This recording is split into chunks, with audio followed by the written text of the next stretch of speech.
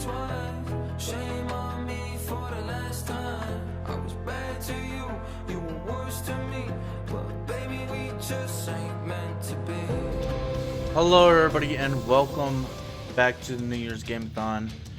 And welcome to WWE 2K25.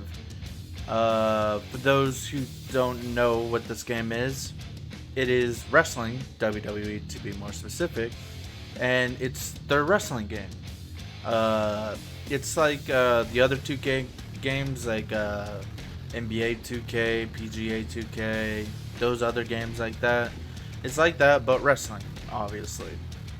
Also, for those who don't know what the New Year's Gameathon is, go watch day one and you'll figure it all out. Now, there are two things with this. There's the showcase, and then there's the My Rise. The My Rise is kind of more or less the career of it, the main like campaign, you would say. But there's also the showcase, which does a special showcase on either a wrestler, a faction, or such ever. We are going to be doing the showcase for today's, and I will be counting it as a game or something. I don't know how I'll count it. I'll probably put one WWE showcase. We'll figure out how it goes, but let's play it.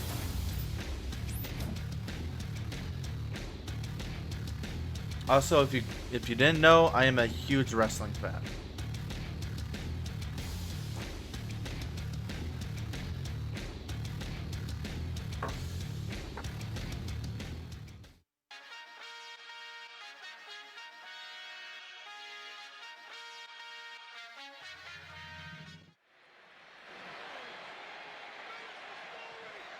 Sikoa lifting Cody Rhodes up. Spear from Roman. Cover. Hook to the leg. Cody somehow survives. Are you kidding me? How? How did Rhodes survive? Desire is how, Corey. Grit is how, Corey. This is how bad Cody Rhodes wants to finish his story. What the?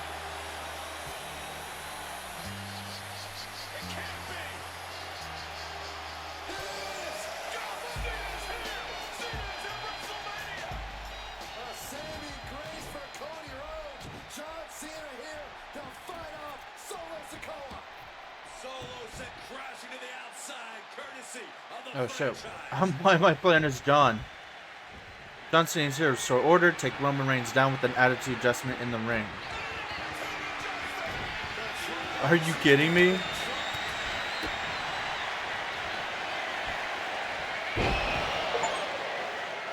Now get some payback on Solo Sikoa for your announce table attitude adjustment on Solo Sikoa. Alright, now I know a good fair bit about wrestling. I love wrestling.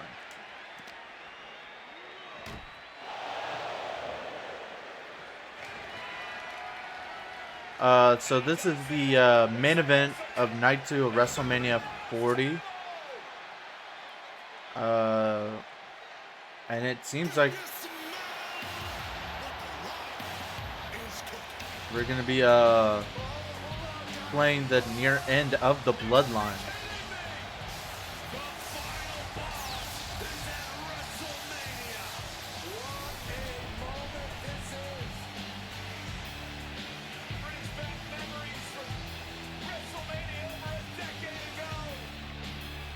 Can I? Oh, I accidentally skipped it. Oh my god.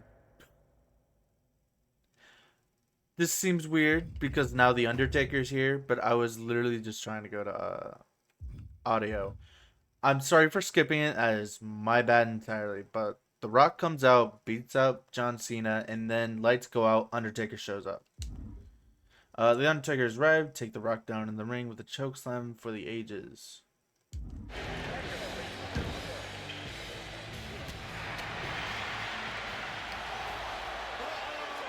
I like the first person. I think it's kind of funny. Oh, did you see him bounce up? And then he's gone. This was a very good main event. I suggest you watch it. WrestleMania 40 Night 2 main event. beats Cody Rhodes. And this could be disastrous for the American Nightmare. Okay, Roman, you got the chair in your hands. Take out Years of Anger and hit Seth with it. Alright, this was a very big moment in wrestling because he had the chance to hit Cody and win the match, or he can hit Seth, a longtime friend turned enemy because he betrayed the Shield, and which is a faction that these two and one other had together. And I'm nerding out right now. And the outfit that Seth is wearing right now, the guy I just hit, is the gear of the Shield. All right, this has been chaotic, but it's finally settled down. Now get to the corner and measure Cody Rhodes up for one last sphere. All those years, Plan B.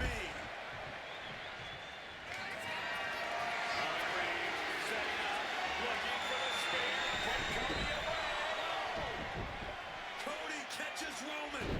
Crossroads. That's his finishing move. I need to stop talking. Another crossroads. Looking for the trifecta now.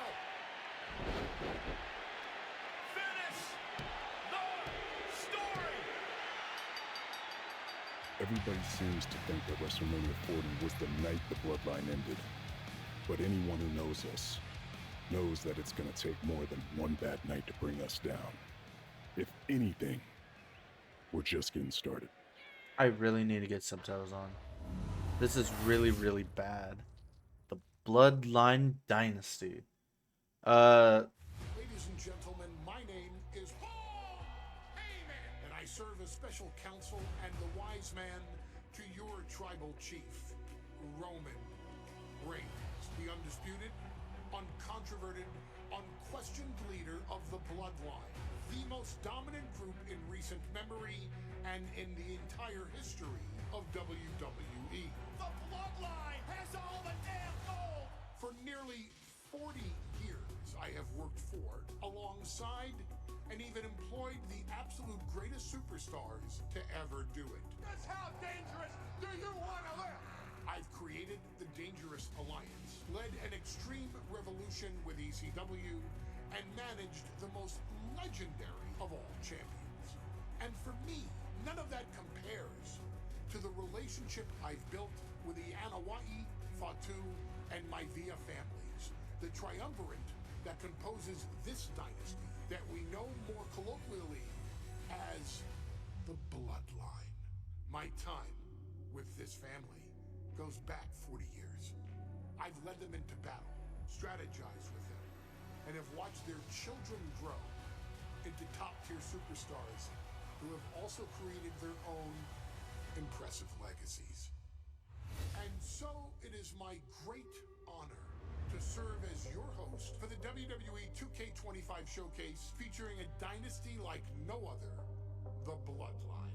When you look at this incredible family tree, this is proof that there is only one royal family in professional wrestling, bound by blood. A blood bond forged between High Chief Peter Maivia and Amatua Anai Anoa'i, the father of Afa and Sika, the wild Samoans, created a force that has dominated professional wrestling for over 5 decades. An elite collection boasting names like the wild Samoans, Afa and Sika, as well as The Rock, Rikishi, Umaga, Yokozuna, Nia Jax, Jimmy and Jey Uso, Solo Sikoa, Jacob Fatu, and of course, your tribal chief, Roman Reigns. They've owned championships, filled arenas, packed stadiums, broken box office records, years and decades of dedication to the craft, perfecting their art with each passing generation, ultimately leading us to right here, right now, with the Bloodline having dominated WWE for the last half decade. As your humble wise man, it is my duty to take you through some of the most ferocious battles featuring the greatest warriors in the family. Not everything goes according to plan, and this year we're going to give you a chance to right the historical wrongs and change history to bring more glory to the Bloodline. It's our showcase, after all. Honestly, their only real competition is themselves. Acknowledge me! All of this fighting amongst each other, this constant power struggle, no, I won't let all of that ruin this moment. Because it's not just about Solo Sikoa or Roman Reigns. It's not just about the Usos. It's about every single member of their family that came before them, who built the lineage and who made them into the superstars that they've become today. It's been said elsewhere that wrestling has more than one royal family. That's undeniably true. Also undeniably true is that for all of those other families, there's only one Bloodline Dynasty. It's exactly as he says. I mean, I was going to explain what the Bloodline is, but he just did it perfectly. It is strangely quiet, but that's also because of the music here. So I'm going to go, and also subtitles. So I'm going to read this, and then I am going to fix up the settings. This is Roman Reigns' theme, by the way, which is fucking amazing. The Bloodline Dynasty, a 2K showcase production. We honor the Anawahi, Fatu, and Maivia families for their years of excellence. In showcase, winning makes you an honorary Us, but completing objectives proves you're really the one. Earn match rewards through victory, while objective rewards are granted by completing every challenge presented in the match. A real wise man leaves no business unfinished and showcases true mastery. Alright, I will be right back when I fix these settings.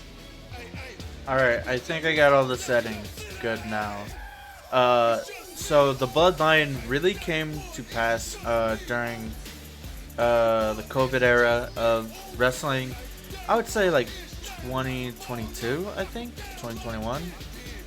Maybe even 2020. I can't remember the exact year. But it was Roman Reigns came back as a heel, a bad guy, and slowly created the Bloodline. But technically, you could say the Bloodline started here, because Yokozuna is supposed to be portrayed, as a Japanese sumo wrestler, but he's actually a Samoan wrestler, which is what the Bloodline is. It is a Samoan dynasty called the Bloodline. Alright, enough talking, let's get into it. In a family that specialized in brute force over the years, perhaps no one better personified this than Rodney Anawahi, nephew to the Wild Samoans, better known to the WWE Universe as the mighty Yokozuna. The family's first world heavyweight champion, Yokozuna arrived to WWE in the fall of 1992. An imposing behemoth, to say the least, Yokozuna would make an immediate statement, winning the 1993 Royal Rumble just a few months after his debut. This victory would grant him a WWE Championship match at WrestleMania 9, where he took on Bret the Hitman Hart. This meteoric rise to the top was only a hint of the dominance Yokozuna would have on WWE for the next year. 2 WWE championships, a WWE What happened to the first Tag Team one? Championship, victory over the era's titans like Bret Hart, Undertaker, Lex Luger, and Hulk Hogan. Yokozuna is my middle name. I'm named after my uncle.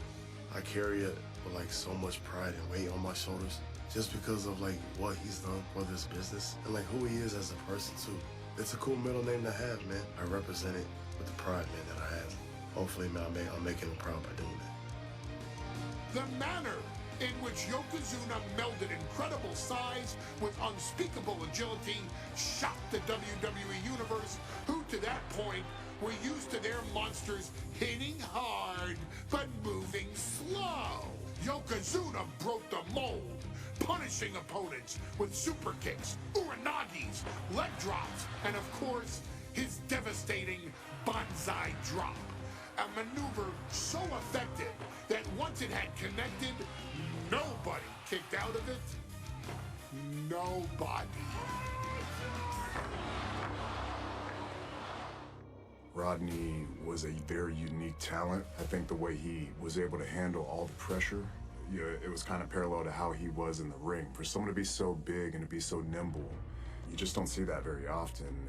Rodney was one of those first solo guys, singles competitor guys that was able to go out there and really just make waves, make a big splash. I mean, pun intended, I guess. You know, that fool jumped in the pool, he'd knock out all the water, and that's the way it felt sometimes. He would go into those arenas and just suck in all the energy and be able to give it back. So when I look at Rodney, I see someone very similar to me, someone who understands the top, the very, very top of the game, the top position, and everything that goes along with it. In a career filled with so many highlight reel moments, perhaps nothing stands out more than when Yokozuna faced and defeated the so-called immortal Hulk Hogan at the first King of the Ring event in 1993. Looking to humiliate Hogan after the Hulkster stole Yokozuna's WWE Championship only 2 minutes after Yokozuna defeated Bret Hart for the title months earlier at WrestleMania 9, Yokozuna entered the ring totally focused on the task at hand. And on that night, he not only got revenge, but his victory would send Hogan packing from WWE for nearly 9 years. Hulk Hogan is finished. Many felt that Yokozuna had indeed killed Hulkamania. Now you get to possess the power of the mighty Yokozuna and deal out punishment to Hulk Hogan to walk out of the King of the Ring a 2-time WWE champion. Showcase the ability and the agility that made Yokozuna a Hall of Fame performer and take Hulkamania down. Banzai. Oh my god, Paulie. I fucking love him. How can you not? Oh my god, the crowd is loud as shit. Ladies and gentlemen, this is an event. Oh! Why is the announcer so loud? Shut up! Shut up! I was not expecting it to be this loud. Listen to this. Oh my god. You can see it in everyone's eyes. Oh my god, skipping through all of it. Stop it. It's just their entrance. It means oh my god, it's so loud. Oh my god, it's so loud. 2 things. First, if you're wondering why they're blurring a lot of things, the company used to be called the WWF, World Wrestling Federation, but they had to change their name due to copyright reasons because of the whatever it's called, Wildlife Foundation, whatever, which is also called WWF. The referee was blurred out, probably because they don't own the likeness of that referee. What I mean by that is a former employee that they own the rights to that referee, and now they can't show his face for legal reasons, or they just don't like the guy. I don't fucking know. I'm not a lawyer. I'm just spouting shit, man. Second thing, I'm very surprised they talked about Yokozuna losing his WWE Championship like 2 minutes after he won it at Mania 9. I think it was 9. Yeah, that is a very big controversial thing. What happened is Yoko beat Bret Hart, won the title, and then Bret got out of the ring. As Hulk Hogan came out, he said, Hulk, go for the title. And Hulk, for some reason, a match started. No reason, wasn't advertised whatsoever. And he immediately beat and won Yokozuna to win the title, which was terrible. Which at the time, people were like, yay, Hulk Hogan won, because everybody was a Hulk Hogan fanboy. But nowadays, we look at it and we realize that is very stupid, and we feel bad for Bret Hart, because he was forced to do that when he obviously should have lost it to Yoke, and we feel bad for Yoke because obviously he lost his title. But whatever. I'm going to go back and I'm going to turn down the audio substantially because I thought I did it better the last time, but clearly I fucking did not. I love WWE. I love WWE 2K games, but when it comes to their audio and trying to tweak with their audio, they are very dog shit. Their menus are terrible and they never learn. So I'll be right back. Alright, so if you're wondering what I needed to do, I probably should have said it. You need to quit out of the match, then get out of the 2K showcase, and then you gotta go all the way over here to audio volume at the very end, and then you can turn it down. And then to get back, you have to go all the way back to the showcase, click on the showcase, and then hit the match again. That's why I hate WWE 2K's menu. They fucking are terrible. Alright, I know I'm still talking about this, but out of these 4 settings, tell me, what do you think is the audio for cutscenes? If you thought it was commentary, you would be wrong. If you thought it would be a ring announcer, you're dumb.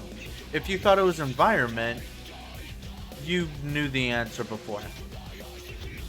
And even with commentary and the ring announcer at 14, it's still deafening loud. So these are going at like 5. And we'll see what happens. Music, we'll keep a 7 because it's not too bad. I might also bring it to a 5. But this needs to be higher, because then you can't hear Paul Heyman when he's talking. Guess what environment also raises the audio of? I'll give you a hint.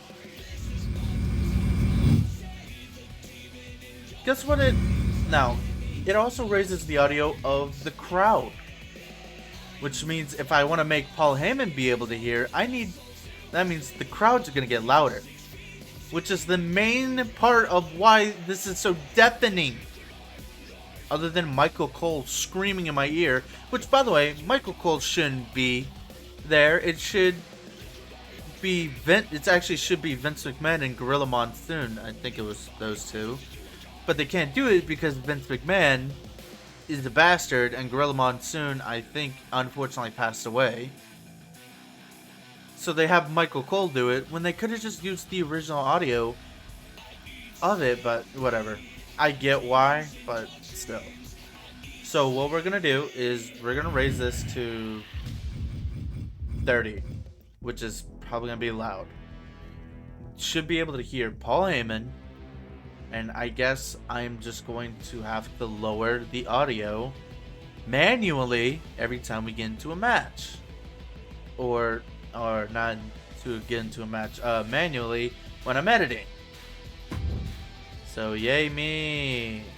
I love WWE 2K25's menus. I love how their audio design works. It's so great. Fuck me. Alright, I think I got the audio correct. I had to play a little bit of the match because to test audio. Because I have to... Because you're not going to be able to hear me, even if I turn down in post. You won't hear me at all. Because I don't record my audio and video separately, because whenever I tried to do it last time, it just didn't fucking work. And so I'm just going to have to work with it. But now I'm using the volume mixer on my Windows computer. So yeah, that's great. And even then, I don't even know if this is like quiet enough. And it's at 10. But whatever, we'll work with it, and then when we're done with the match, I'll pause and turn it up. Or I'll figure something out. I don't know. I do not know.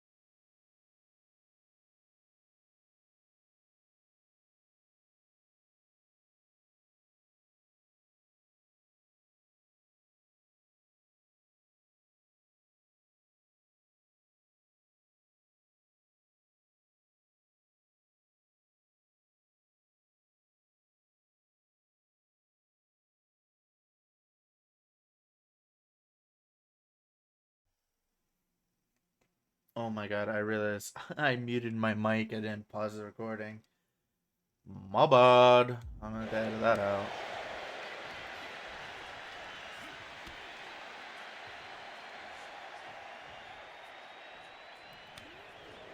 Alright, so lift Hogan up. Oh, I got hit right bumper. Right bumper. Carry, yeah. Carry X or A for a carry attack. Okay, yeah. I don't care. And we slam. Are you fucking kidding me?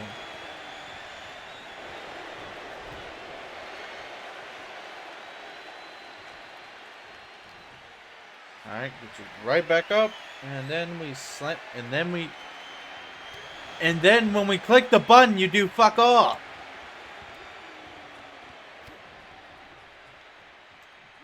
Oh my gosh.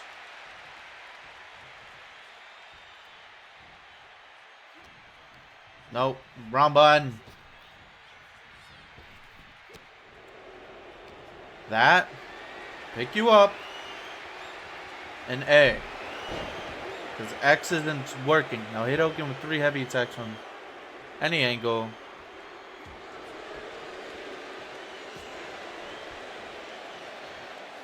There's a time. Trap Hogan in the corner and unleash 2 more heavy attacks. No, I'm gonna fail it now.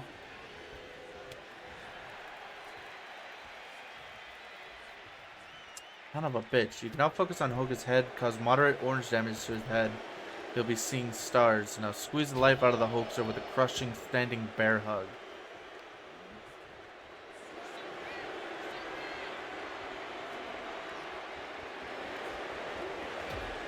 Alright.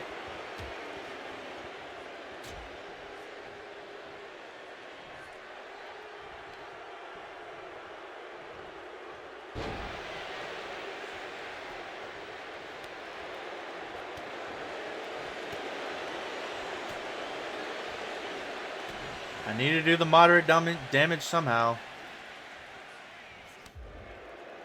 Trading blows. Trading blows locks you in a duel of attacks with your opponents. To perform a strike, hold X, and then release it when the meter is in the green zone. If you miss, then your attack will be countered. Miss 3 times and you'll lose. Probably should have read that.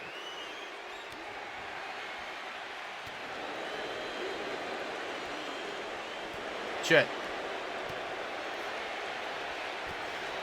I wanted to go for the gold. Your belly-to-belly suplex on the ring will show Hogan the real meaning of when it comes crashing down and it hurts inside. That's lyrics from a song. A from front grab. B. Oh, I was trying to do it. I was reading.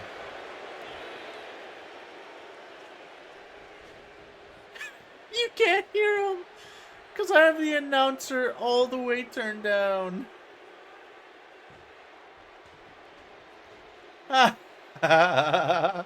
I'm not going to change it because it's really, really funny. At least for now. I wasn't expecting. I forgot that there's in-ring. The audio in this game is terrible, alright? It's god-awful. Audio adjusting is terrible in this game. Byron Saxton? He wasn't even alive. Corey Graves? These two weren't even alive at this time, I think.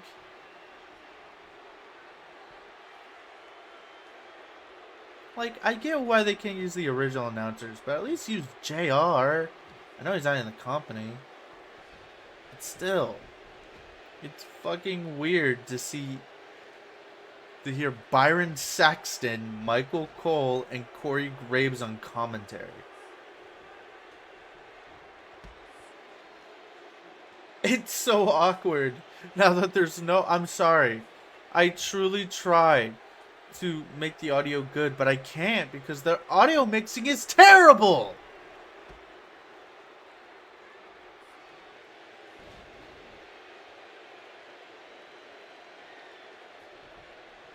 It's going on for so long.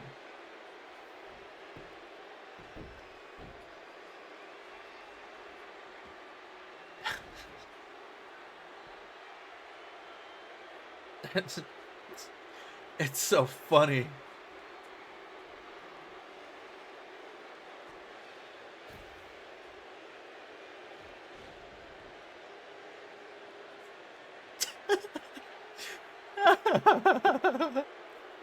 The ultimate insult to injury and crush Hulk Hogan with your own sig. At head of ground opponent was bruh.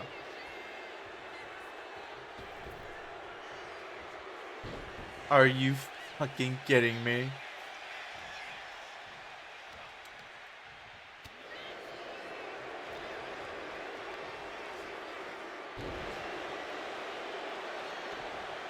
Why is he recovering and I'm not?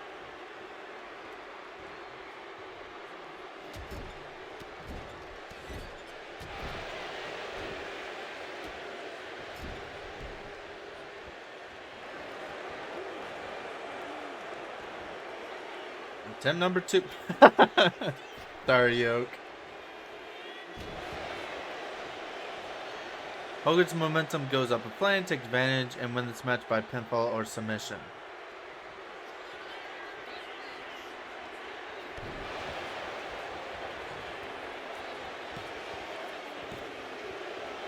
Are you fucking...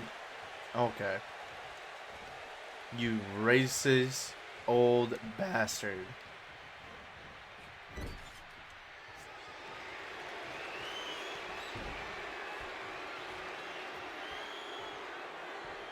I gave you a chance.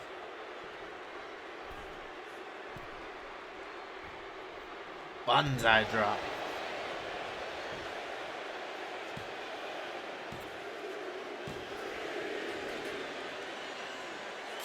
It's so awkward. I'll turn it up after the match.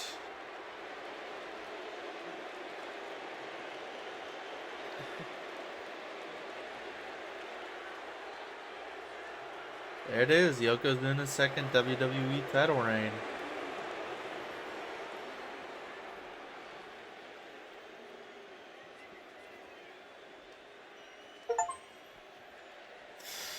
Oh my god. I got 2 versions of Jimmy Hart, the King of the Ring, and the title. I did fuck up Trap Hogan and unleashed 2 more of those attacks. I wasn't expecting a time table. That's crazy. Alright, let's try to go fix the audio once again. You know, the answer was staring me right in the face. Use OBS. Lower the game audio and keep my audio high. So that's what we're going to do. We're going to use OBS and I'm just going to pray that it's good. And we'll see what happens. Alright, so I redid the match to test the audio. It's still pretty loud, but it's not as bad, thankfully. So I also did the thing that I missed. So I got 3 Hulk Hogan's, Mr. Fuji, and Yoko. So we're gonna go into the next. I'm probably gonna have to turn it up from OBS. We'll just see how it goes. I'll play it by ear.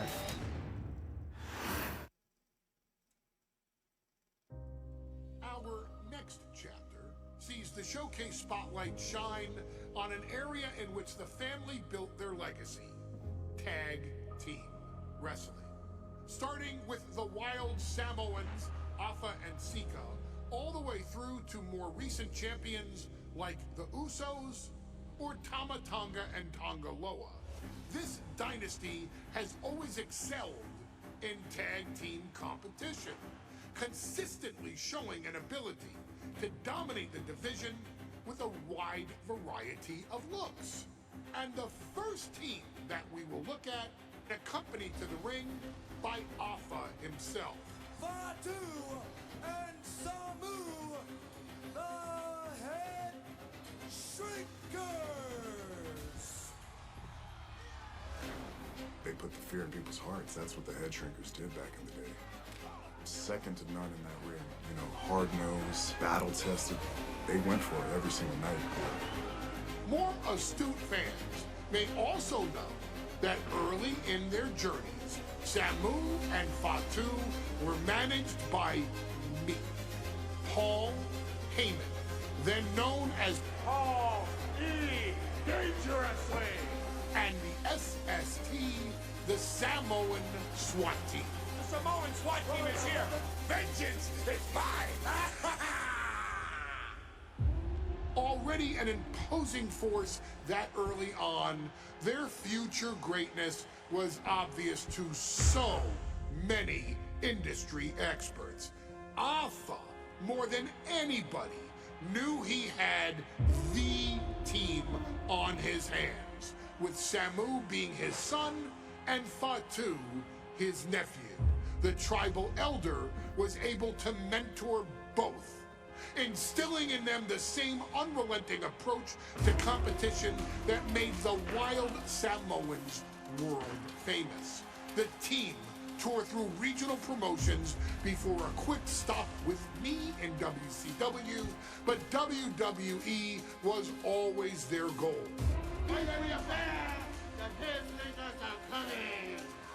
Upon arrival, it was clear that the Dynasty's next generation had indeed arrived, immediately drawing comparisons to their world-renowned predecessors.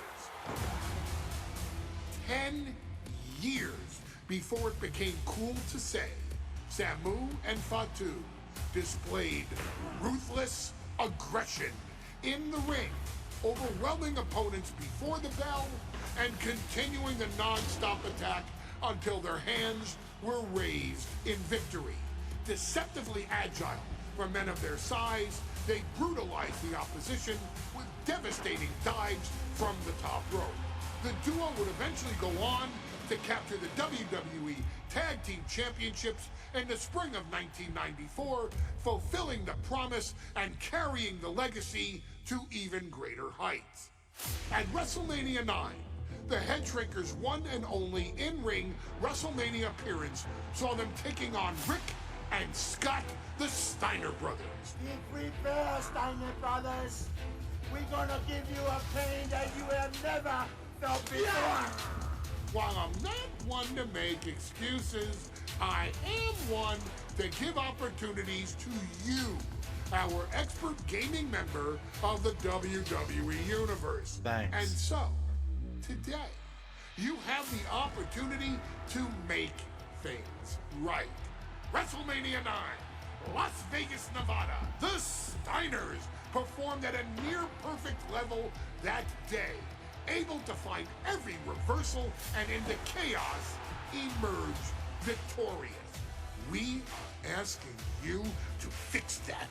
Stop them in their tracks and get the Head Shrinkers that WrestleMania victory you and I both know they deserve.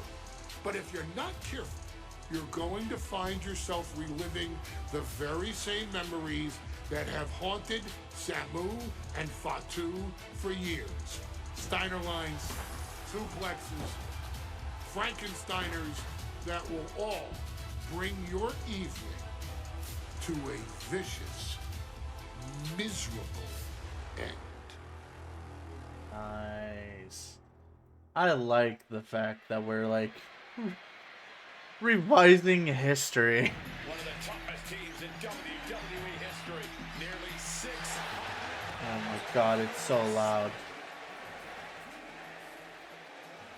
I just have like OBS on the side and I'm just turning it down while I have my headphones audios lowered. I'm not going to showcase all their entrances because it means nothing. It's literally... I don't really care about it. Alright, get one of these Steiners in the corner, unleash 3 strikes.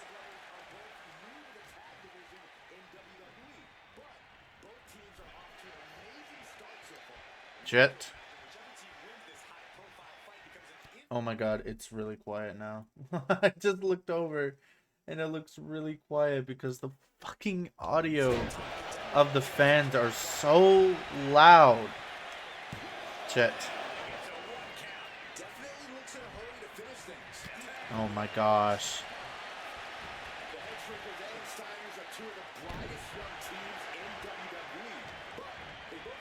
Come on.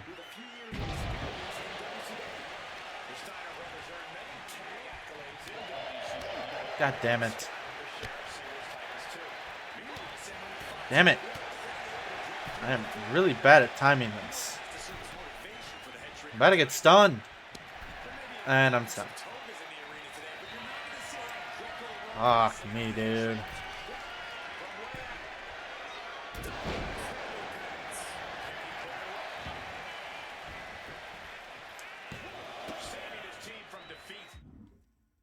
Yeah, tag team interference. Come on, Samu.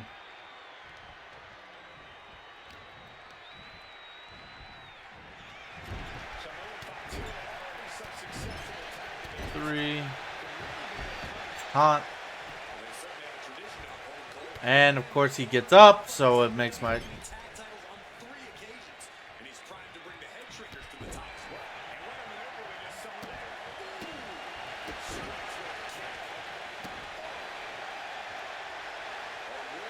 There we go.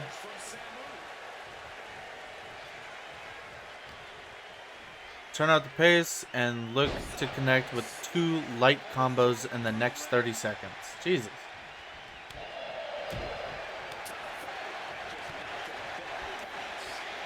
That's actually a lot harder because they have a... just reverse it in time. Alright, I'm talking out of my ass. I gotta pause sometimes because I can't pay attention to the action and then do this. Get the action back in the corner and connect with 3 corner heavy attacks. Now hit them hard with huge running attacks to maintain the control.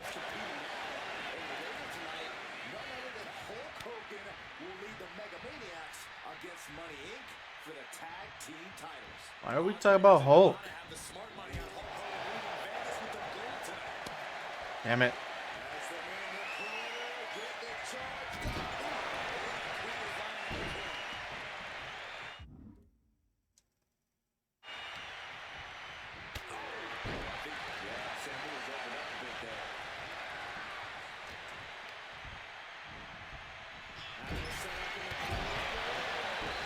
Oh, why'd I do that? I need him in that corner.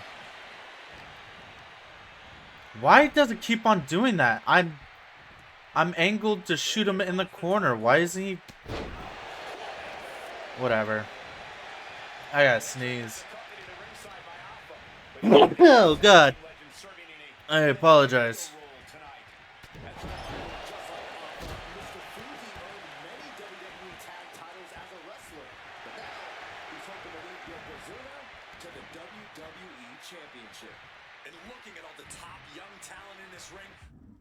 Dragging, yeah, I know. I see many other main event stars of the future that could follow the lineage of Yoko. Once you got fought 2 in the ring with Rick Steiner, used an Irish Rip to send Rick into the ropes to set up a huge rebound tag. This is Scott Steiner. We need a change.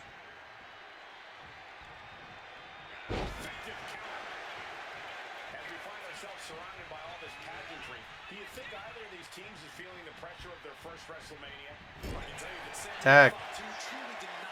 Tag. Rick. Tag. You can tag your teammate in the corner. Oh my God. And he just didn't do it. Tag. Please. Of fucking course.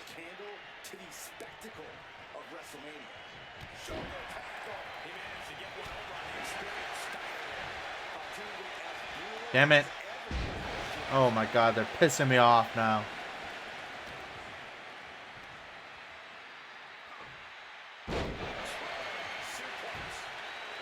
Now you tag, you fucking bitch.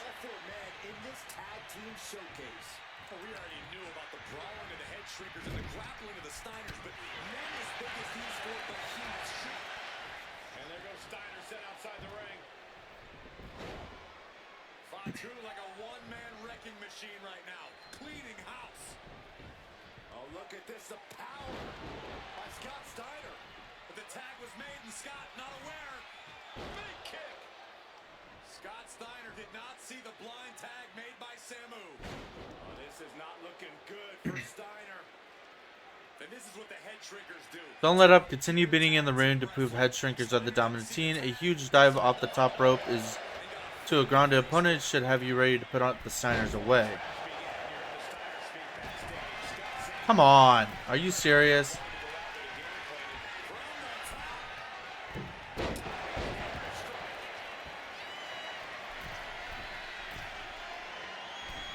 Oh.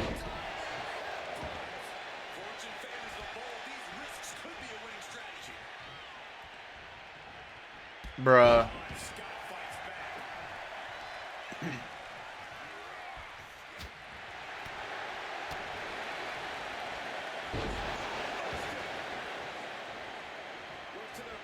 Come on.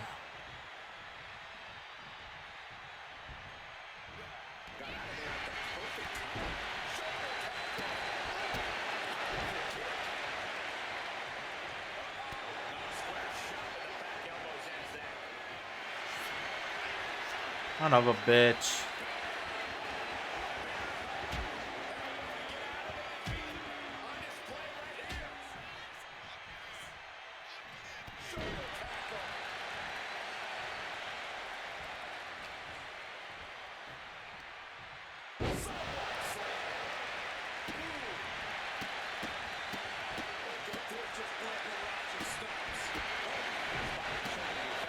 What's next?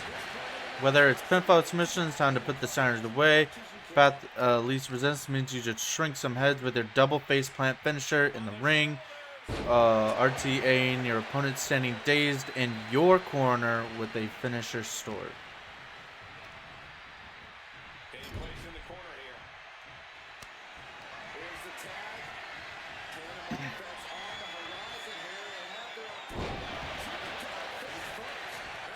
Alright, now protect me. How do you kick it?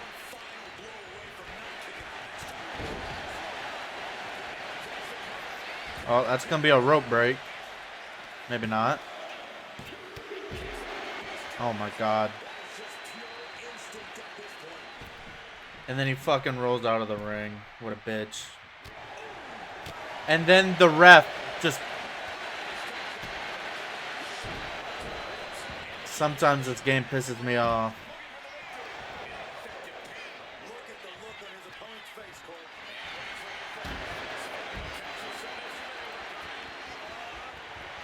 How is he breaking it out that easily? He just took a finisher.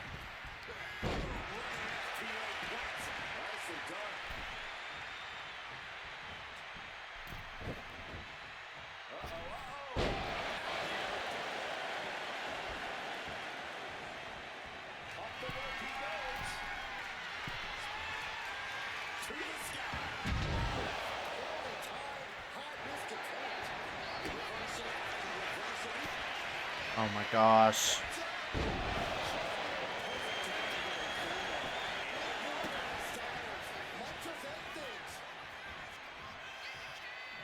And then he's gonna fucking get out. I hate this shit, dude. Pissing me off.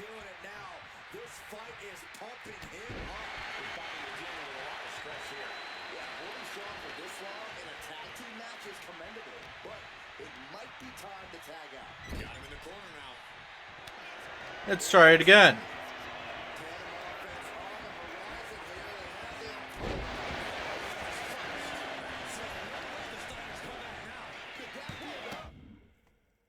Why does my tag team fuck off? You're supposed to help me in this situation. Point of a tag match.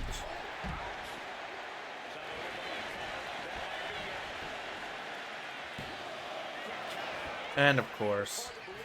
And of course.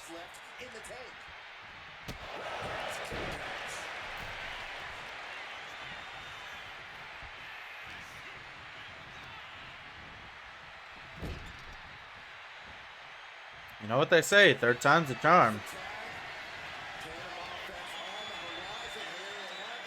This time we're not going to pin. We're going to go... And then we're gonna pin.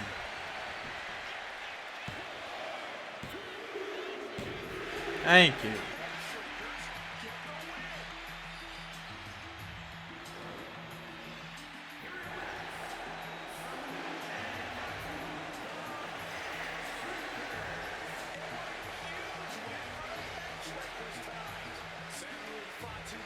family proud of proving themselves as top contenders in the tag division.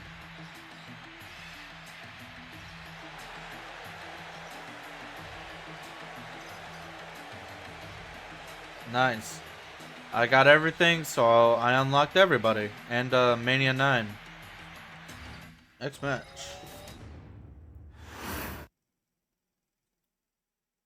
Hey, let's put this in the simplest of all terms.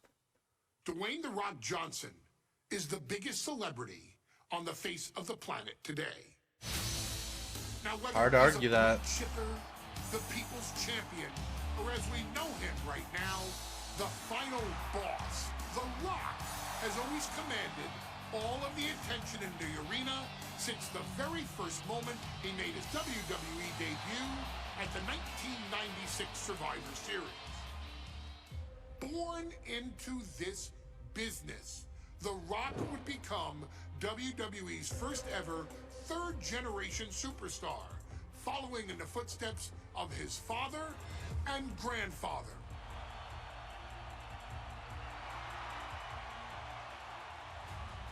Who had competed in WWE rings before him.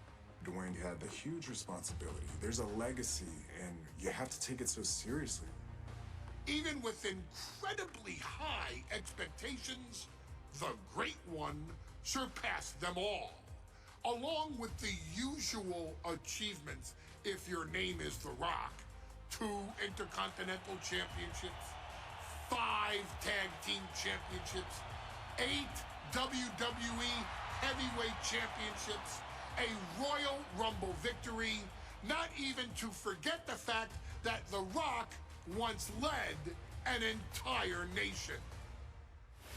The Rock has one of the more noteworthy feats in WWE history, earning WrestleMania victories over Hulk Hogan, Stone Cold Steve Austin, and John Cena. Each of these men are known as the faces of their respective era. Each of these men found out what happens when you go one-on-one. Oh, you know the rest. Of course, The Rock rivaled Stone Cold Steve Austin's popularity during the vaunted Attitude Era, tearing opponents down with rock bottoms and people's elbows. That is the best people's elbow ever, by the way. Him just fucking sliding. And catchphrases that are It's amazing. still recited to this day. If you smell, know your role and shut your mouth. He ended CM Punk's 434-day title reign as WWE Champion at the 2013 Royal Rumble as well, after having only competed twice over the previous 9 years, displaying the always-ready mentality and physical conditioning on which he has built his global brand. But you don't need me to rattle off The Rock's resume to you, now do you? Of course not. The man is an occasion unto himself. He has headlined the biggest events against WWE's most iconic superstars and has always found a way to, how does he put it? Layeth the smackdown on some jabroni's candy ass. I couldn't have said it better myself, although I think I may have just done that. But indeed, he has. On a Thursday night in February of 1997, The Rock, still known as Rocky Maivia, would find himself challenging for the WWE Intercontinental Championship. Only a few months into his tenure, he would be matched up against a face that would ultimately become one of his most familiar and hated rivals, Triple H, Hunter Hearst Helmsley. Seemingly overmatched by a more seasoned opponent, a youthful Rock would demonstrate all the traits that have come to define him in the years since. Tenacity, high IQ, and that legendary Samoan strength to ultimately surprise Helmsley and kick off the first championship reign for Rocky Maivia. It would be the first step of a journey that has ultimately led The Rock into the pantheon of WWE's elite. So now it's all in your hands. It's up to you to showcase the undying drive that makes The Rock the hardest worker in the room to deliver a shocking upset against the Greenwich snob himself. Guide The Rock to victory over Triple H at a very special Thursday Raw Thursday to give the first jolts to what would become the most electrifying career in sports entertainment. Paul Heyman is the world's greatest hype man. Tell me I'm fucking wrong. If you are introduced like that, you're telling me you wouldn't believe you are the greatest of all time? Even if you sucked in the ring, the way he talks about somebody and can just get them over, you'd feel like you were God. Approach Triple H cerebrally, whatever that word is, and look to land some quick offensive outside the ring to get a strong start. It may not get him to quit this early, but a grounded submission will definitely inflict more pain on your down opponent.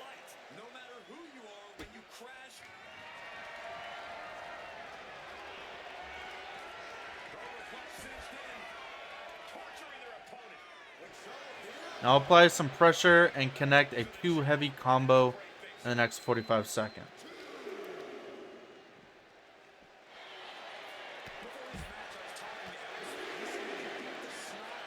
Get up.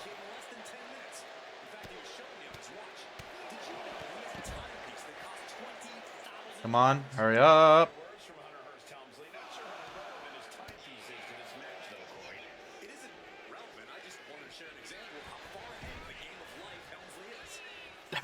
That's insane. Come on, are you fucking serious? Get it! I did it! Ah, now you got some momentum. Take to the sky and hit Hunter in the ring with the big top rope.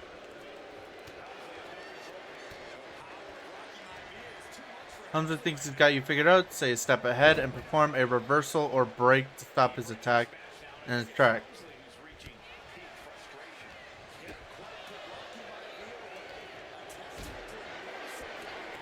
Oh my gosh.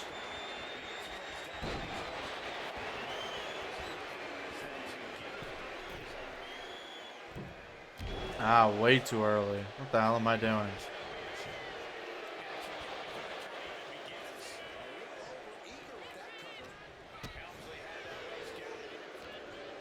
Brother. Oh my gosh, I never fail those. I'm washed, dude. I'm so washed. Fucking bitch.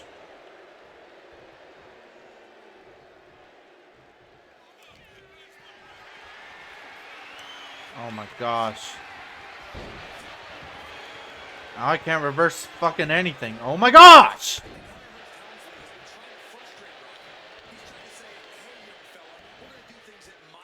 I hate this. I keep on doing this shit early.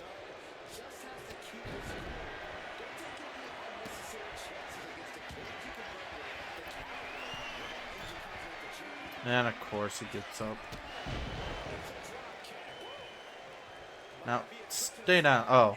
Send Triple H crashing into the corner with an Irish Rip. Nope, right into the ropes.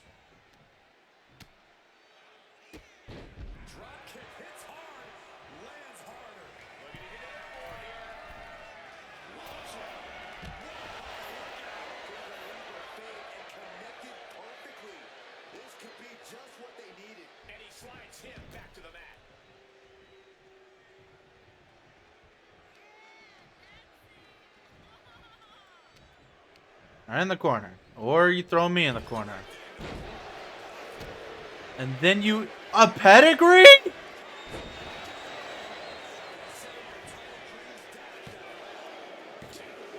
Oh, baby! That's insane that I got that.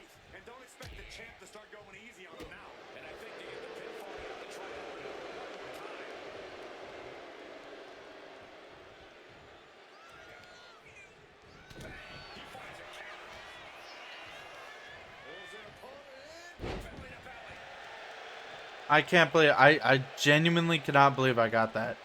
Roll him in the corner. Hunter whipped into the corner. Nobody home. Rocky hit hard.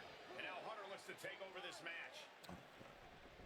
Helmsley muscling Maivia up to the top turnbuckle and a big right hand.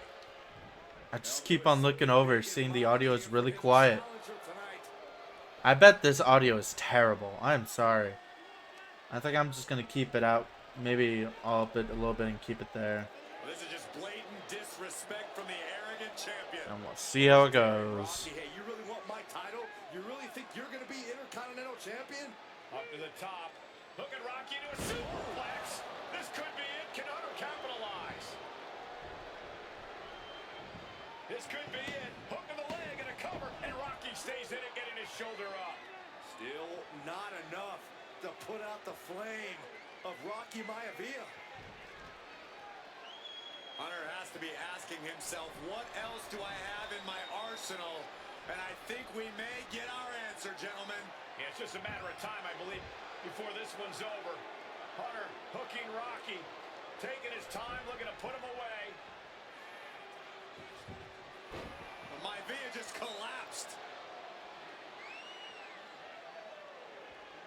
This just shows you how much damage Hunter Hearst Helmsley has inflicted on the challenger in this matchup. I think Maivia's done. Official might want to step in, call this one. The official checking on Rocky. Hunter Hearst Helmsley believes this is close to being over. Lifting him back up again. Rocky rolls down, shoulders down. Rocky wins the title. Rocky Maivia has shot Hunter Hearst Helmsley.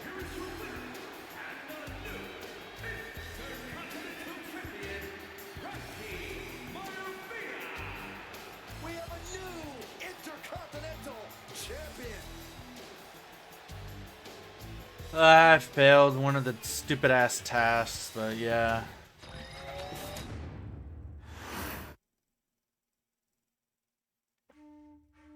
In a family of elite combat athletes and top-tier performers, the final boss has always stood out, even when he was just a blue chipper. But there wouldn't be a final boss. There wouldn't even be a bloodline if it wasn't for The Rock's grandfather, the High Chief Peter Maivia. You can think of him as the first boss. Predecessor to the tribal chief.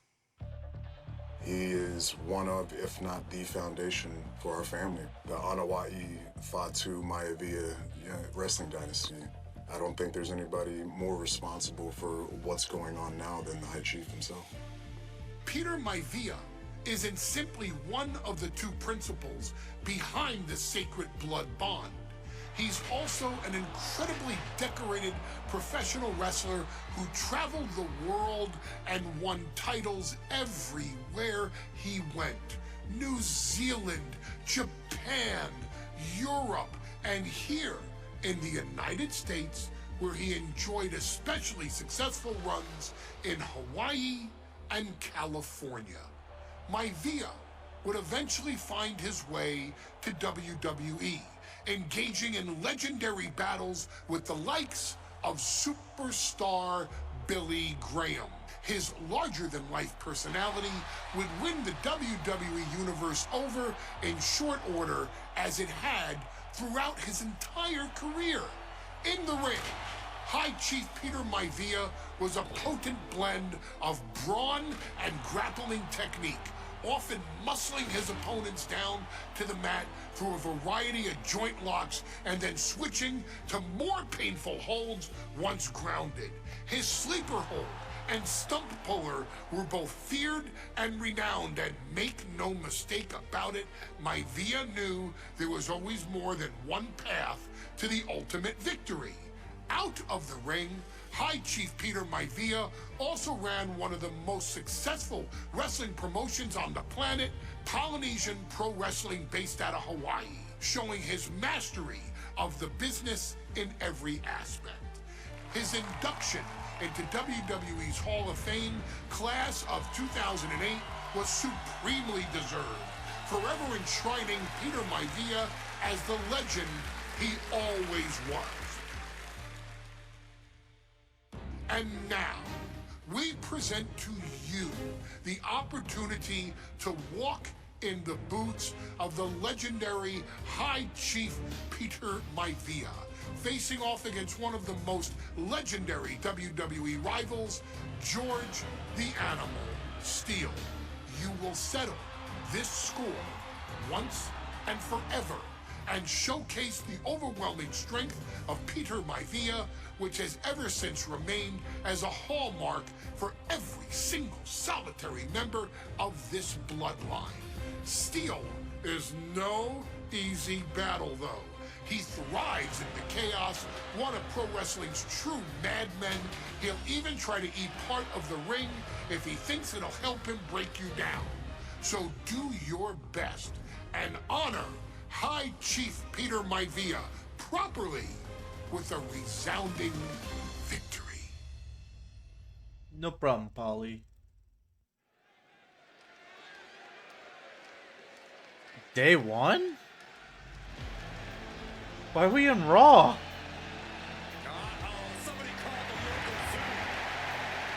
This is so weird. Why are we at day 1?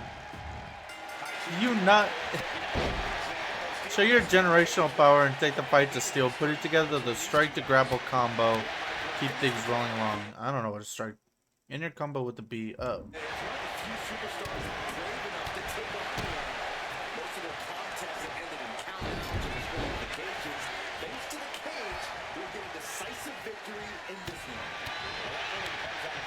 Come on.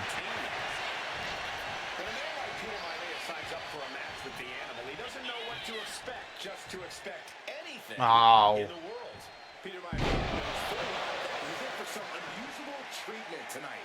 In fact, Steele I did nothing to him. He's got me all the way corner.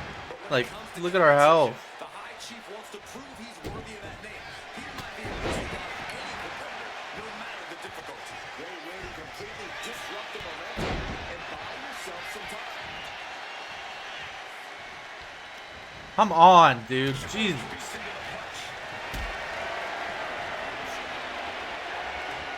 Anytime I start to try to do the damn combo, he fucking...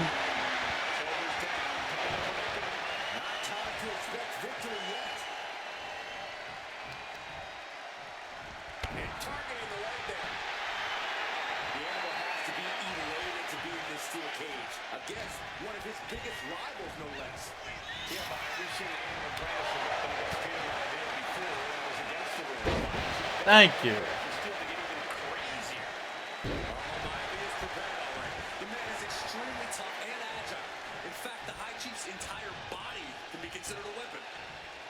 Okay, Corey. Jesus. So he's got to have the advantage in a match where they're surrounded by one huge weapon, right? Or you think that, but think about how these men prepared for this match. The High Chief is a consummate professional who's game planned for this stipulation. And Steele, well, I think he just shows up to the arena and continues fighting. The High Chief Peter Maivia really making a name for himself in WWE, but he's had plenty of experience on the way. Jeez, he could take a lot of punishment.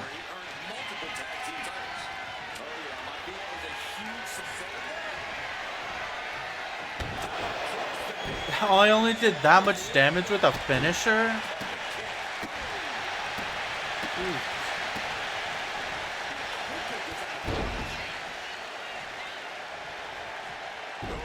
Vicious headbutt. Look at Maivia going to work on the animal. The High Chief has all the answers right now. Uh-oh. Look at this. Launched into the cage. Some folks call Peter Maivia the Flying Hawaiian. And the reasons are obvious for that moniker. But guys, how is... I'm in the cage. When saying I said the cage. Hold. Oh my god. And then that button. He earned the other nickname of the High Chief. Well, Cole, Peter Maivia is very close to the Anoa'i family. In fact, Peter's considered a blood brother to the patriarch of that clan. When you add on the fact that Maivia was born... No, I wanted to jump off the cage.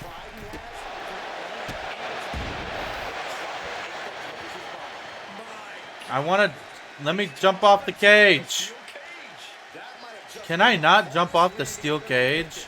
That sucks. I thought I could jump off the steel cage, but I guess I can't.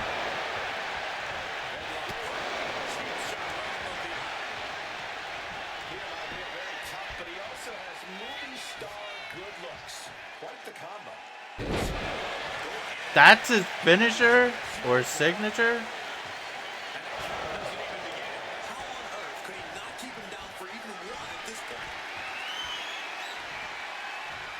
Shit.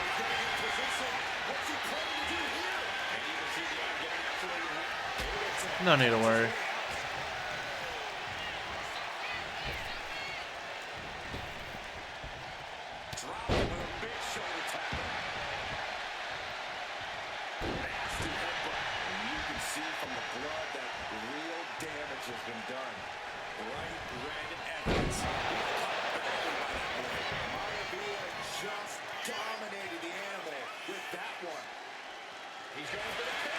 No, don't go for the pin.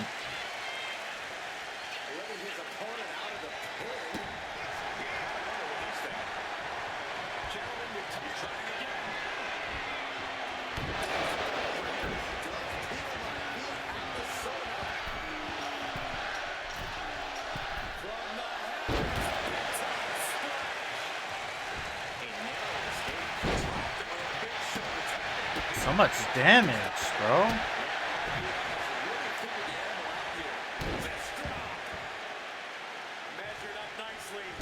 There we go. When the opponent presents itself, hit steal with your sig. Well,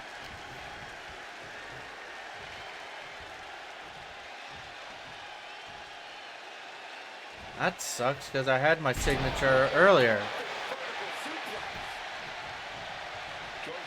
Is not a wrestler by any stretch of the imagination, guys. He's a true brawler.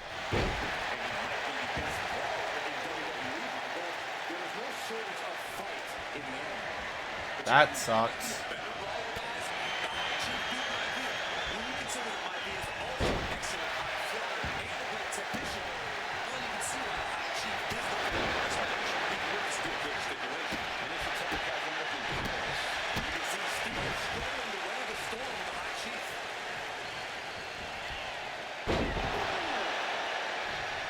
Win this match any way you can. The animal is reeling. Now connect with your finisher in the 90 seconds in favor. Can I please get up?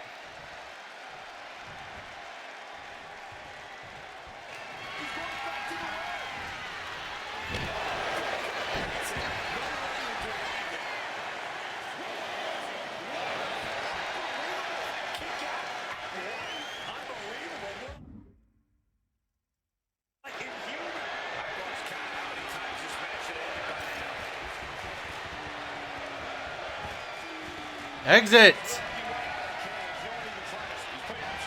Oh my god. Fuck off.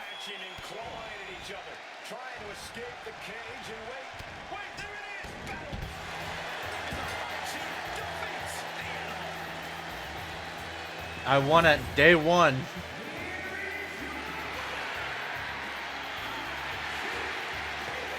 Oh my god. So weird. She's not like most girls. She's also not like most WWE superstars. Nia Jax, the reigning queen of the ring, is a reckoning. A force of nature that blitzes right through her competition. She also likes injuring them. Of the Rock. Nia Jax arrived in NXT almost 10 years ago with astronomical expectations. Undaunted, Nia Jax would dominate early opponents, finding herself competing for the NXT Women's Championship mere months after her debut. It did not take long for those running Raw and SmackDown to take notice. And then do fucking nothing with her. and Nia Jax would join the Raw roster as part of the 2016 draft lottery. And since joining the main roster, absolutely no one has been safe from Nia Jax. She is a two-time women's champion. She is a two-time women's tag team champion. She competed in the men's Royal Rumble match in 2019, even getting an elimination while in the ring. Nia Jax looking to eliminate. She does. She's battled standouts like Charlotte, Bayley, and Becky Lynch. And all the while, she has left undeniable destruction in her wake. In the ring, she applies many of the same tactics that once benefited Yokozuna, even using her own version of the bonsai drop, known as the Annihilator. And just like its namesake, if it connects, your night is over. And Nia Jax remains driven for even more success, jumping at any opportunity to prove her dominance. This last year, that included entering into the 2024 Queen of the Ring tournament after earning victories over Naomi, Jade Cargill, and Bianca Belair.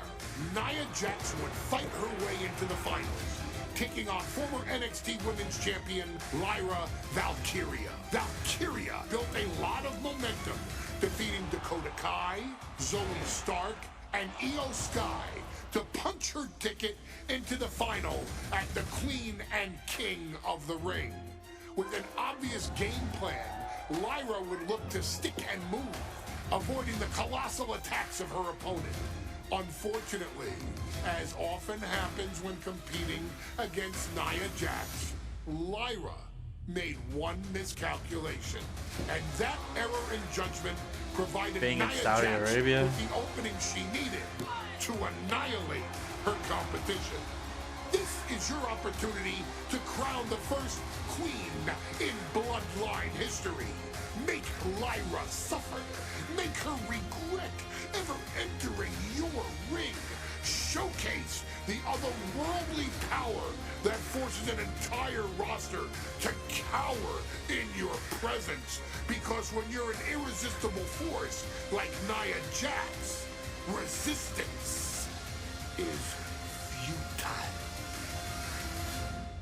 He is so damn good at fucking gassing these people up. Nia Jax, here's the thing, she's not like bad, she doesn't suck, but first things first, they do nothing with her, and then when they do stuff with her, she accidentally injures people. And Nia now misses wildly. Lyra goes up over the top. Nia's got it caught though. Lyra trying to rely on her technique to bring down the irresistible force, but having no luck at the moment. I'm not sure this is going to work either. Jack's just entirely too strong. But Also, if you think their outfits look weird, well, I think that's usually Nia's outfit, but Lyra doesn't usually wear that kind of outfit. That's because in this event, King and Queen of the Ring, it was in Saudi Arabia, and women aren't allowed to wear what they want to wear in Saudi Arabia. So they had to wear full bodysuits.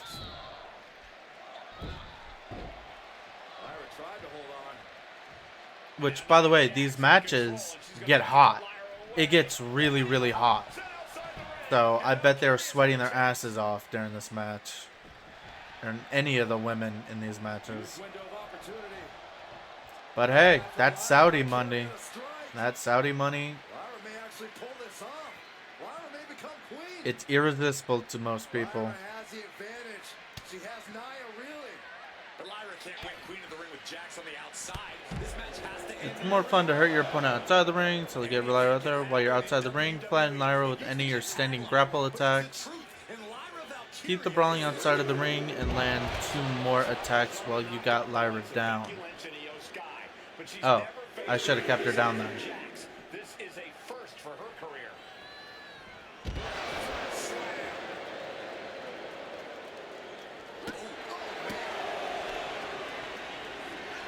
Put Lyra where no one escapes in the corner and devastate her with 3 heavy corner attacks. Make her suffer with a heavy Tree of Woe attack.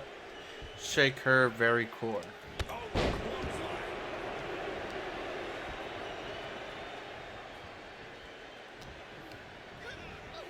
Getting her set up for something in the corner. The Tree of Woe. Stuck in the Tree of Woe and just having their face stomped.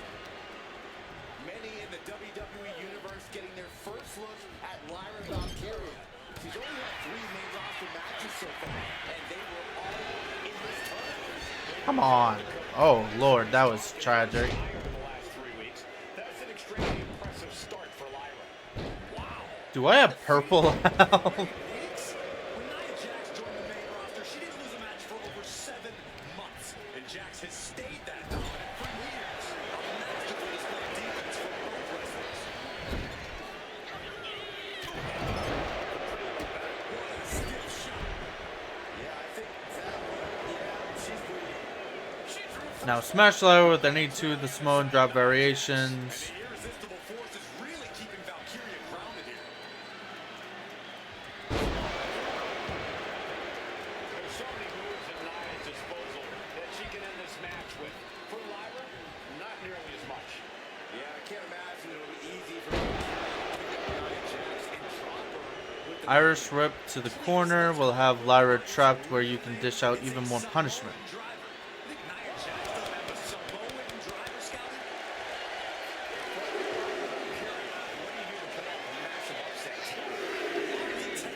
Come on. In fact, from a technique perspective, she may actually have Nia Jax outgunned. And beyond relying on her technique, if I'm Lyra, I'm going to try to frustrate Nia. I don't know how possible that is, but if you frustrate Nia, she may make a crucial mistake. Finds a big man with their own version of Nia, showing how much damage she can withstand before Bitch.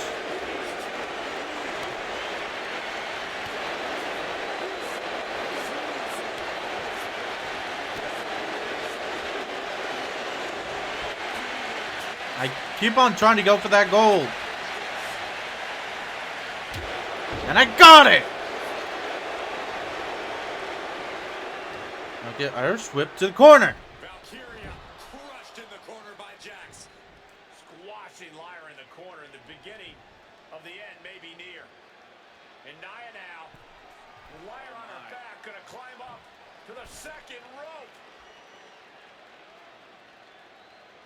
This is a scary situation for Lyra.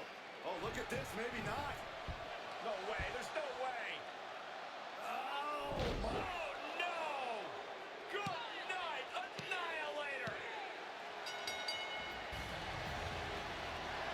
Here's your winner, and the new Queen of the Ring, Nia Jax! What a victory to the brand new Queen of the Ring! Nia said she would do it, and she backed up her claims. And now the Chief Content Officer of WWE and Triple H going to come in and congratulate Nia Jax and officially crown her the Queen of the Ring. Absolute dominance by the new queen. Your hair is clipping through the crown. Oh, that's funny.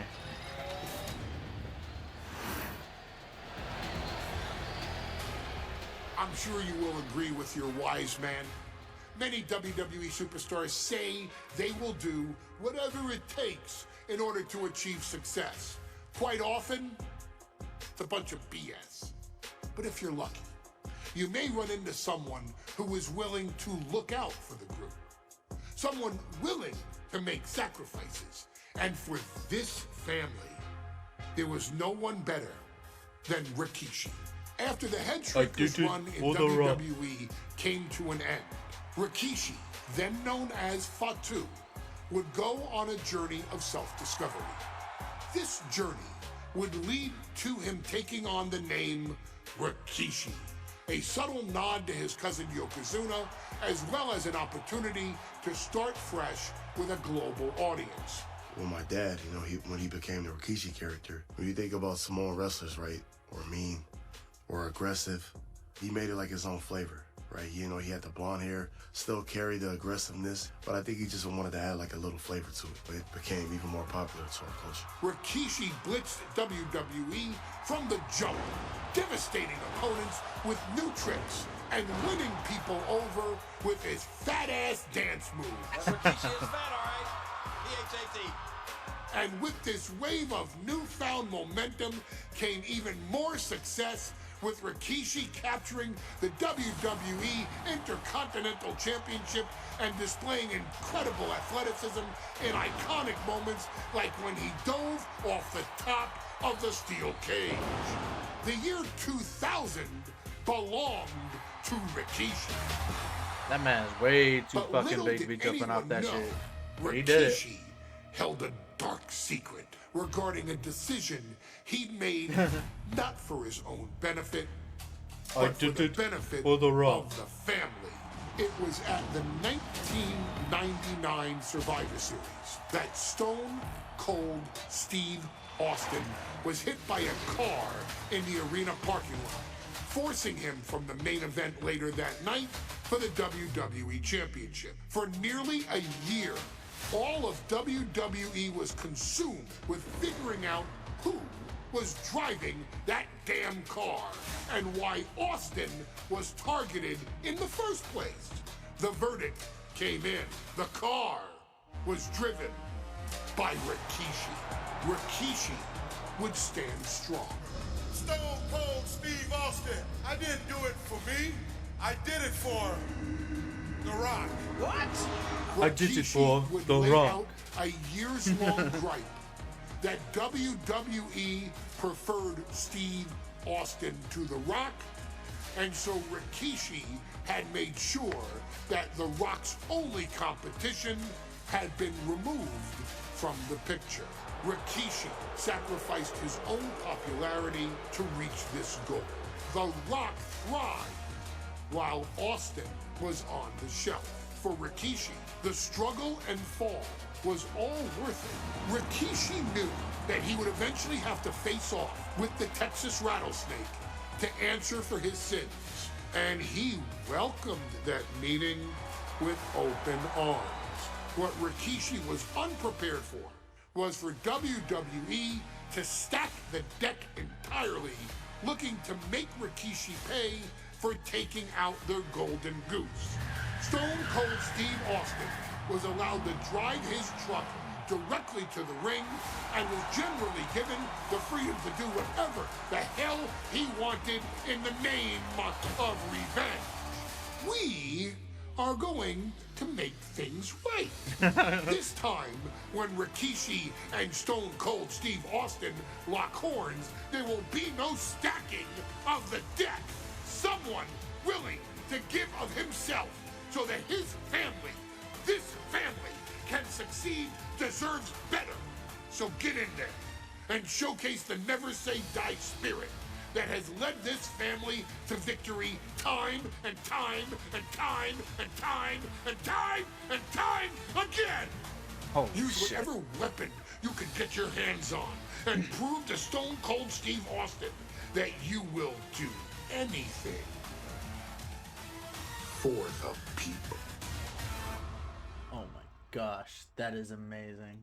Paul Heyman. No Mercy pay-per-view. I don't care. It is incredibly cool. Why does he have a shirt on? I mean, I know in the match he mostly had his shirt on because get him out of the ring and begin to beat down because of the whole like thing. But we're in the ring.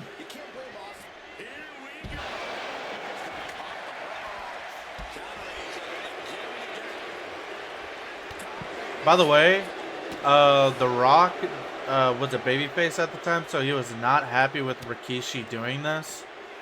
And they had to stop them. Technically, I think Rikishi won, but I think it was a no contest, actuality. Because Stone Cold was about to run Rikishi over with his truck if a cop car didn't stop him. So he would have legitimately murdered Rikishi. obviously all in storyline.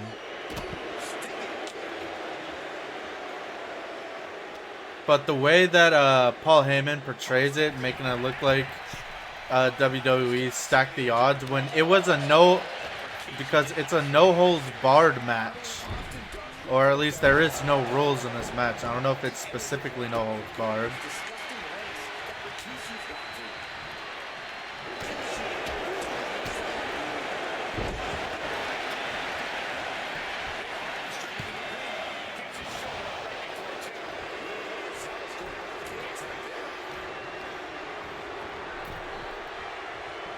Oh, wrong button.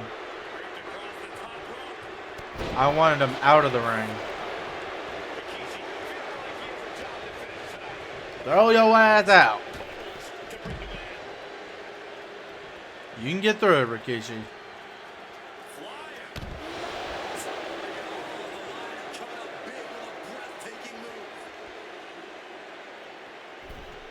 No, I don't want it. I wanted to get a weapon.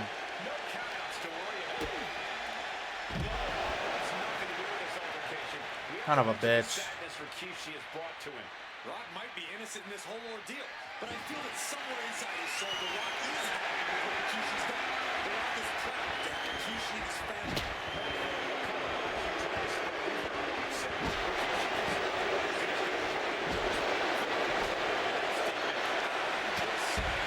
I thought I saw at the bat, I'm gonna be honest. Now that you got Austin out of the ring, bring him to the entrance side of the ring so everyone can see you hit him with a big heavy combo.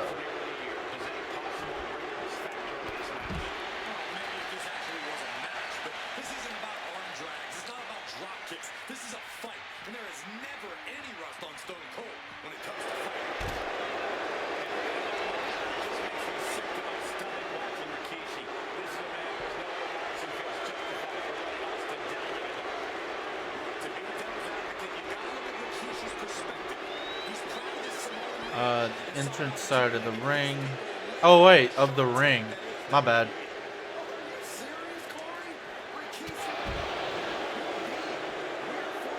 I thought they meant go to the entrance.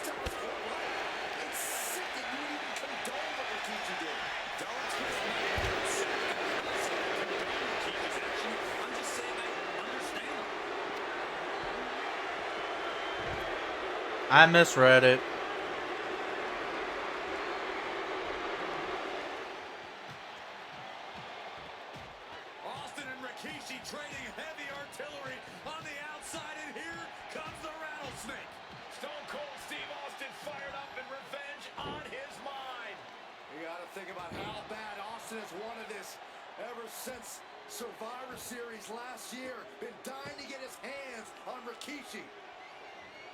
All of that venom, all the vitriol inside of Austin being unleashed on Rikishi right now. Remember, this is no holds barred. Anything goes. Yeah, no holds barred match. Austin has Rikishi down. The rattlesnake is red hot. And do you hear this capacity crowd? They want more from Stone Cold. Nobody wants to see Now send Stone Cold crashing through the barricades. Brawling with Austin outside the ring is missing move, but two quick light combos will be tougher to counter for him.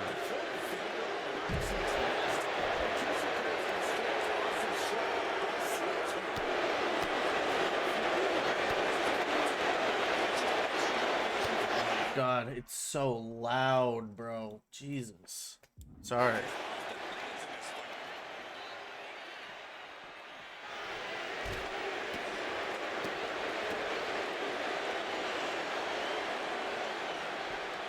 No, don't get up. Why are you going up, Rob?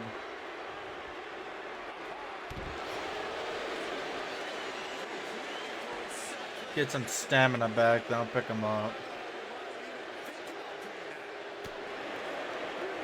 Gee, come on.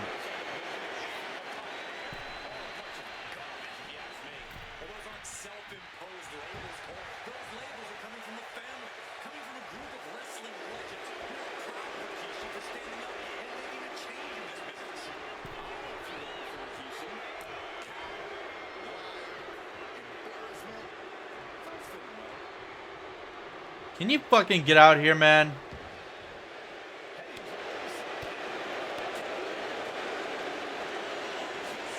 Now bring Austin over to his friends at the announcement tables and hit him with a front heavy attack to show you're a bad man.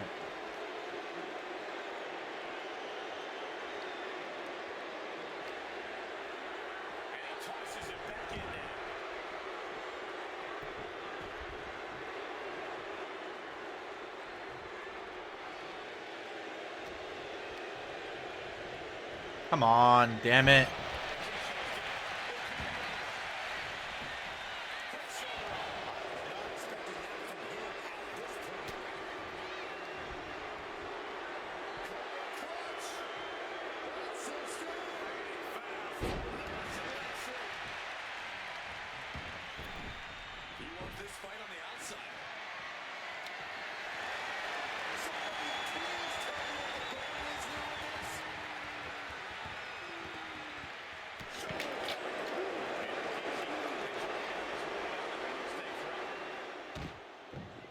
She slows Austin down with a thunderous right.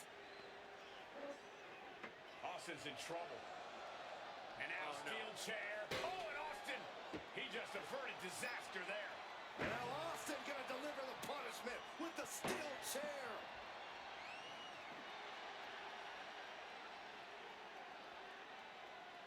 A relentless Texas rattlesnake. Beating the brakes off of Rikishi with a steel chair. And again, thunderous blows by Austin. Down goes Rikishi. Austin beating the hell out of him. I know Austin has good For the reason. Rock, for the people, for you, you make things right and defeat Stone Cold either by pinfalls. Get Austin out of here. Hitting him with a powerful finisher is a great way to finish the fight. You're saying put him with finisher stored.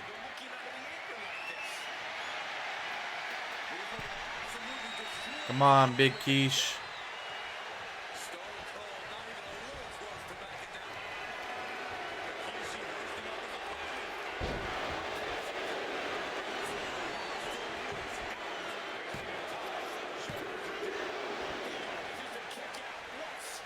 No, I just gotta beat him.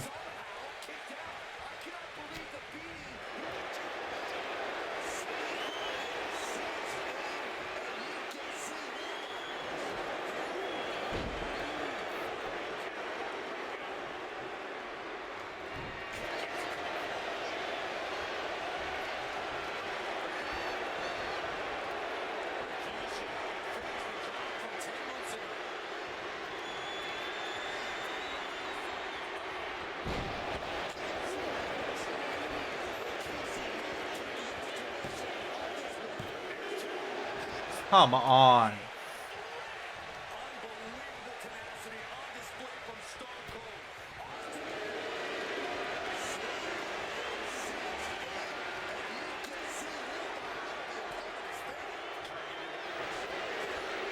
Two finishers and it does fucking nothing to him.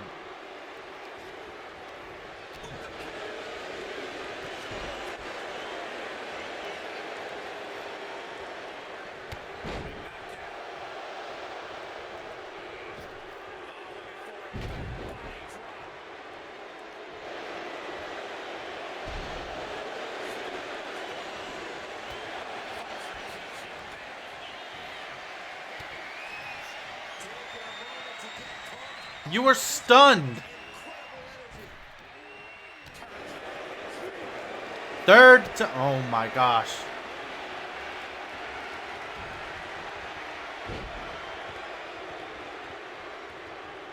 Third time's a charm, eh?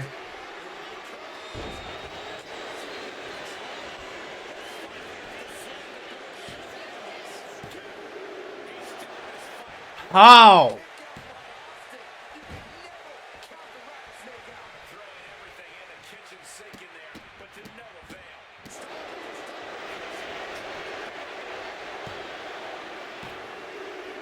Thank you.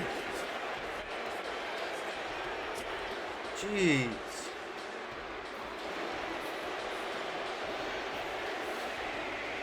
I did it for the Rock.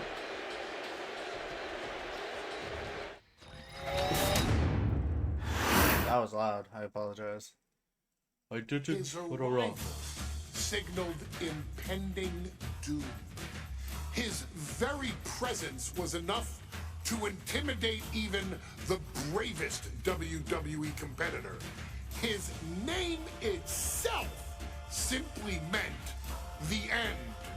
And if you found yourself standing across the ring from Umaga, you were most certainly coming to the end of your own road. The younger brother of Rikishi, Umaga, was every bit the Samoan bulldozer that his nickname would suggest, mauling opponents with ease, relishing the chaos that he created. A menace to the entire roster, an unrepentant badass, Umaga tortured his prey with high-impact collisions before ultimately sealing their fate with his vaunted Samoan spike, a vicious move used today by Solo Sikoa. Inside the ring, man, he was just a complete monster. Anybody that stood in front of him, he was gonna wreck him no matter what he had to do. He was just a crazy, wild Samoan. Outside of the ring, man, just a loving guy to be around. A fun uncle, always joking, always barbecuing at his house. I always looked up to him. He was just so cool. Perhaps an unheralded aspect of Umaga's game was his mastery of mental warfare. Umaga loved to present a wild, out-of-control savage, one who needed manager Armando Alejandro Estrada to handle all the details while he destroyed opponents. Umaga was the perfect definition of the word aura. A two-time intercontinental heavyweight champion, Umaga established himself as one of the purest forms of dominance to ever set foot in a WWE ring. His intense clashes with Batista, the Heartbreak Kid Shawn Michaels, and Triple H, along with WWE Championship battles against John Cena, still live on in the memories of those who were fortunate enough to watch Umaga perform. And Umaga will live in immortality through every member of this family.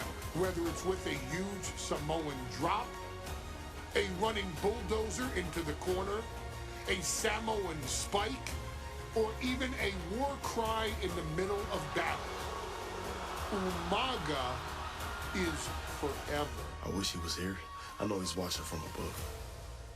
So you, our beloved Us in training, are asked one simple thing here in the WWE 2K25 showcase: to defeat John Cena. You've done that in this mode before, right? Simple. It was at New Year's Revolution in 2007 that Umaga and John Cena first collided for the WWE title. Umaga appeared to be too much for Cena in the minds of many pundits.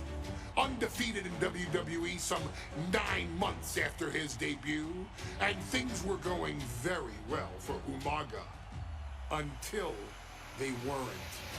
Umaga would see his undefeated streak end by, of all things, a damn roll-up after rushing directly into the outstretched shoes of John Cena. 1 second of luck allowed John Cena to escape the inevitable, and now it's on you to fix it.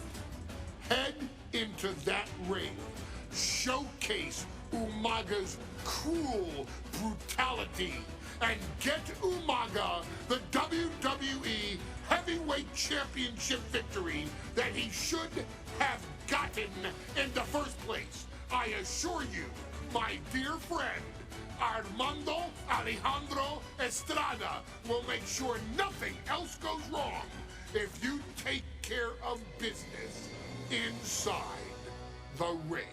Dude, Fuck yeah, man. I love the reaches they do to explain how they lost the match while still gassing up the person. Perfect, dude. It's amazing. Bruh. Attack. Get Cena outside the ring and into no man's land so you can hurt him early.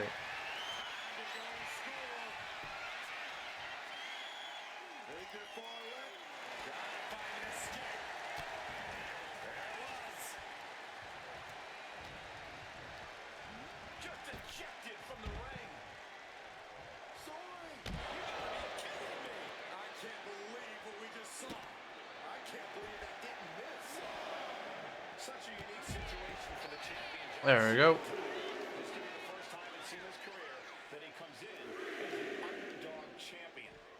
Come on. You fucking kidding me?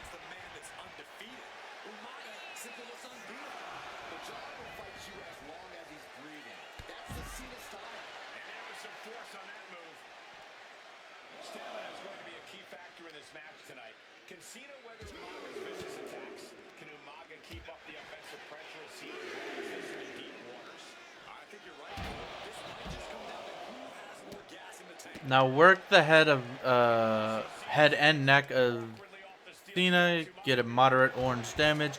Hit Cena with your hardest shot. Heavy combos will have him gasping for air. Accelerate your offense and run through Cena with a colossal running attack.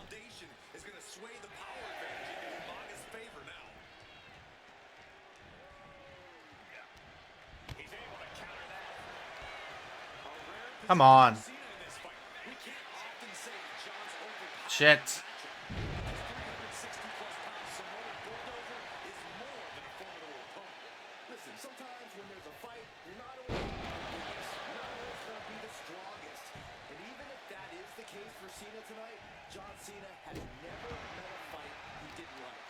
Come on.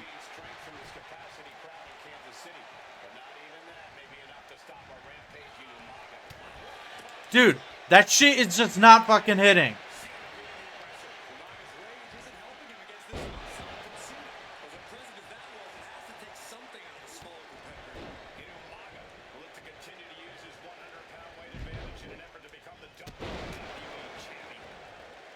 Heavy combos.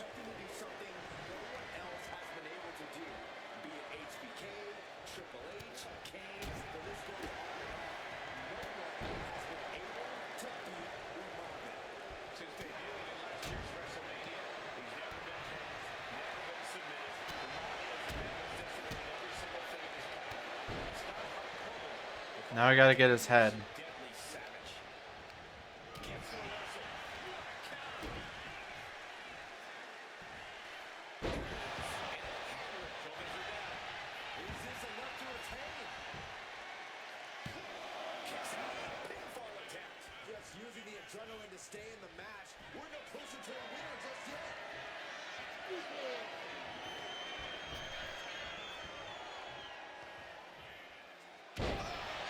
Way too early.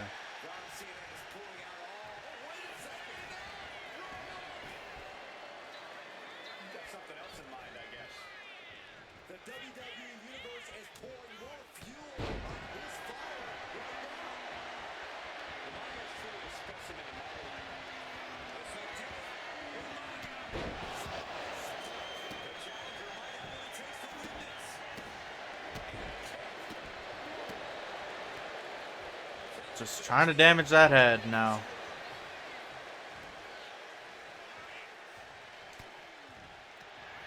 Shit. Damn. Fucking AA.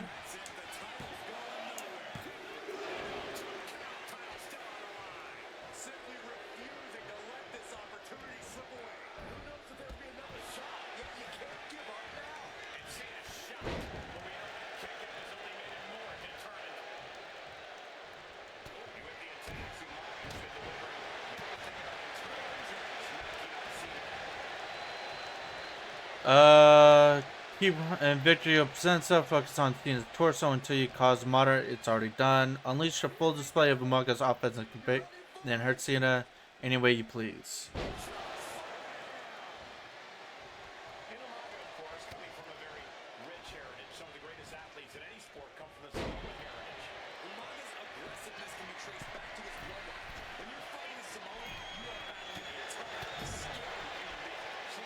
The fuck just happened?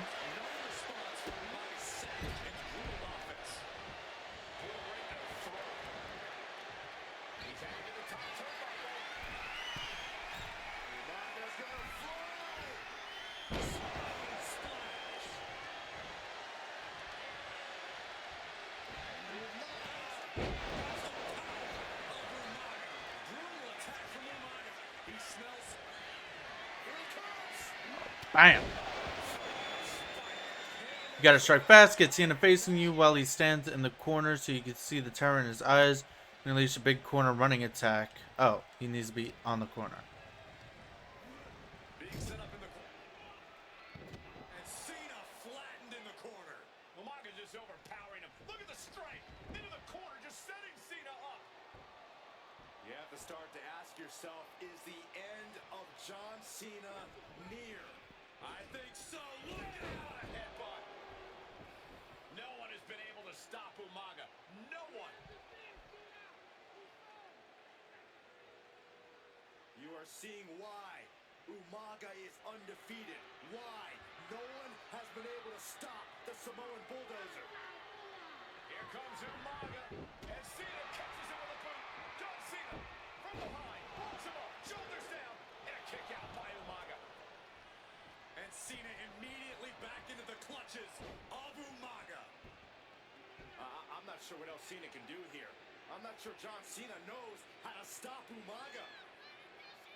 And Corey, you know there's no force equal. That was close call. Don't give another opening. Fun him with one of your SIGs. I don't have it. Now I do.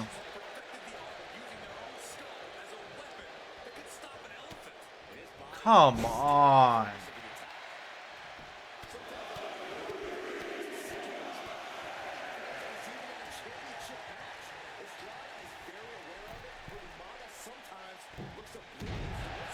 Too early. He has a signature too, which is scary.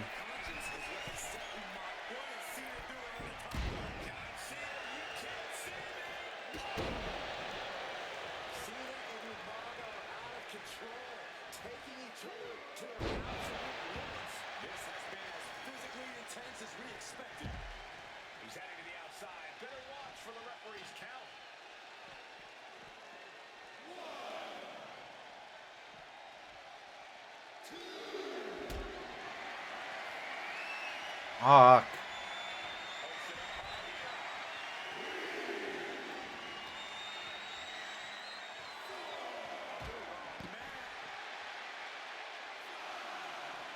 Oh my gosh, dude.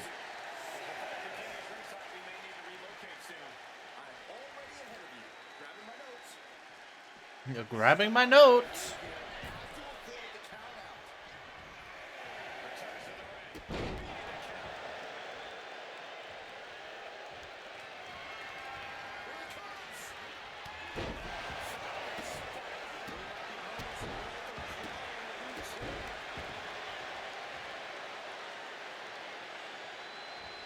Come on, dude.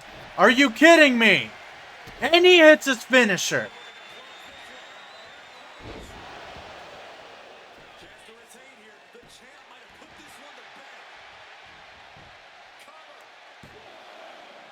Oh my gosh, I'm so good.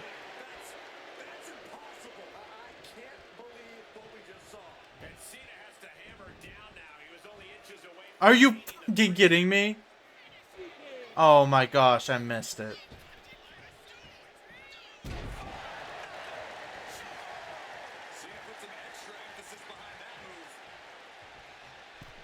This is some bullshit.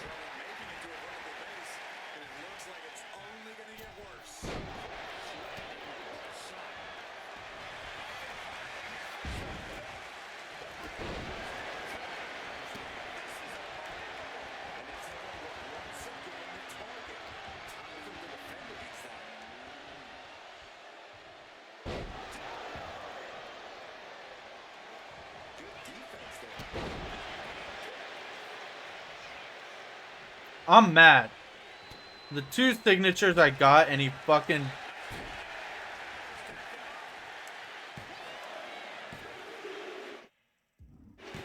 Are you kidding me? That's some bullshit! I got 2 signatures I got and he fucking reverses them! Oh my gosh, I'm so mad. Alright, we're back at it. Fuck you, bitch ass. Attempted to go for the finish now, but a belly to belly grab, down X. Puts Cena away. Now Umaga hits Cena with a Samoan spike.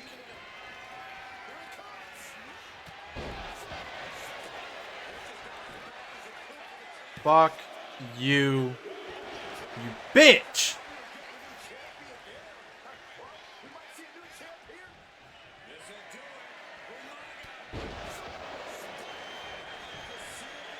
Fuck you again. Oh my gosh. It's pissing me off.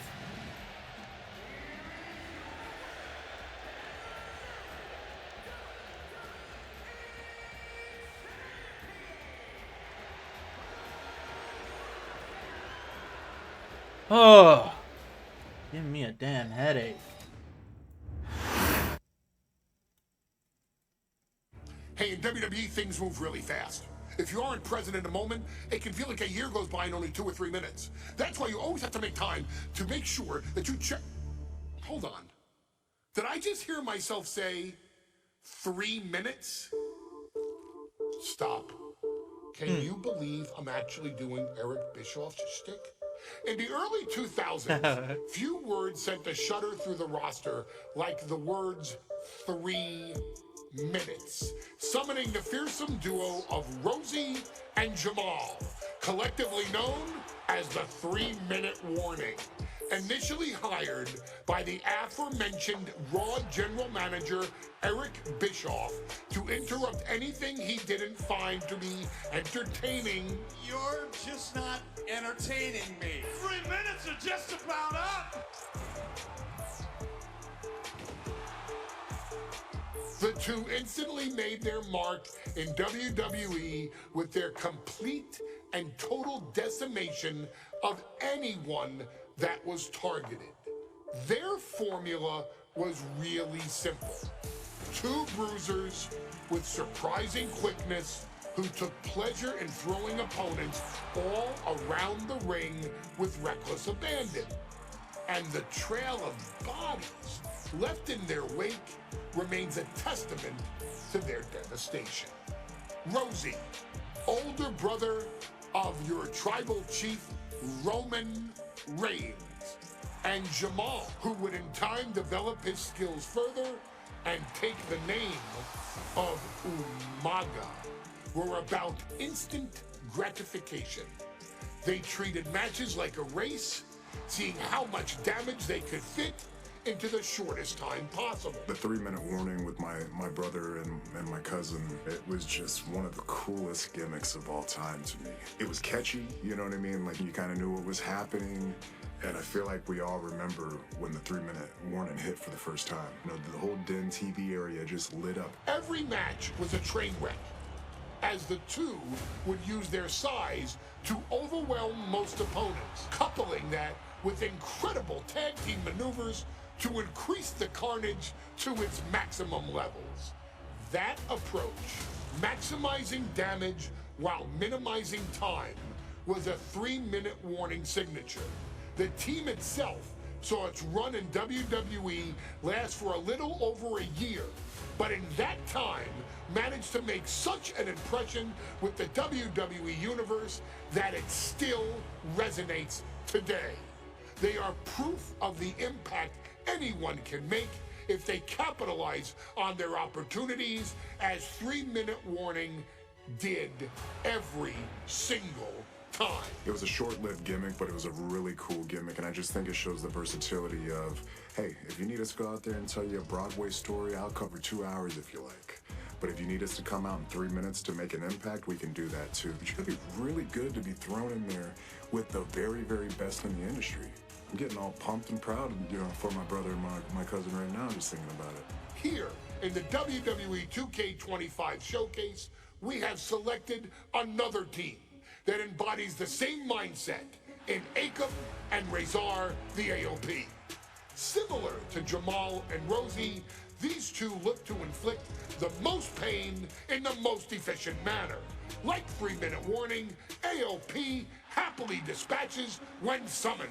Like 3-minute warning, AOP features two Goliaths who will hurl your body from pillar to post before finally bringing it all to a most painful conclusion. It's up to you in this Extreme Rules contest to beat the AOP to the punch and showcase the Wrecking Crew approach that made 3-minute warning the premier bruiser squad in all of WWE. And don't worry, we will give you more than 3 minutes to make that fact perfectly clear. As a matter of fact, take your time and enjoy dishing out the punishment. Amazing. So we're playing 3-minute warning versus AOP and the day 1 Raw event. I wish they did more with AOP because they are cool people, but they just do nothing with them. You got 3 minutes to cause moderate damage to the head, arms, and torso, legs of either Akam or Razor.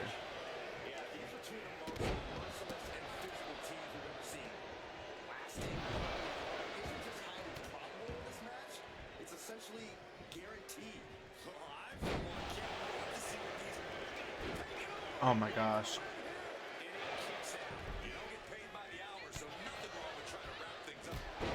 Why is it a tornado I hate tornado tag matches. They're just, they make things too difficult. Fucking great job. I think that was Rosie. No, that was Jamal. Oh, are you fucking kidding me?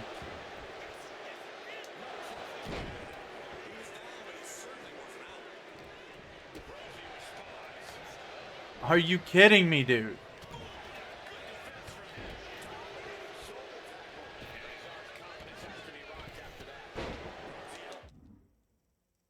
Yeah, I know how to work a fucking ladder.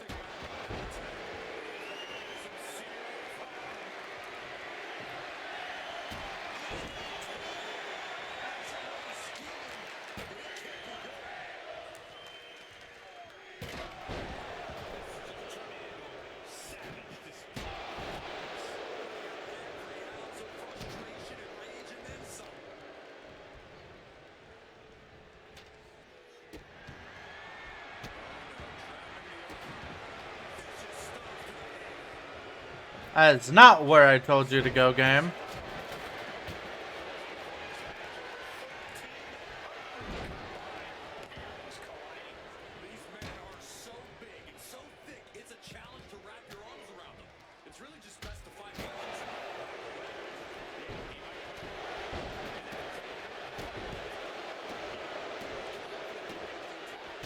Come on, get orange.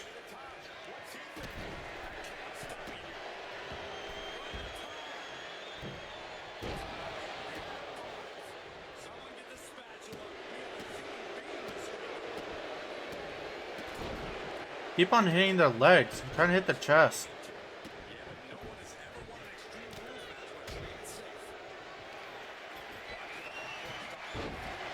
There we go. I was getting a bit worried, I'm being honest.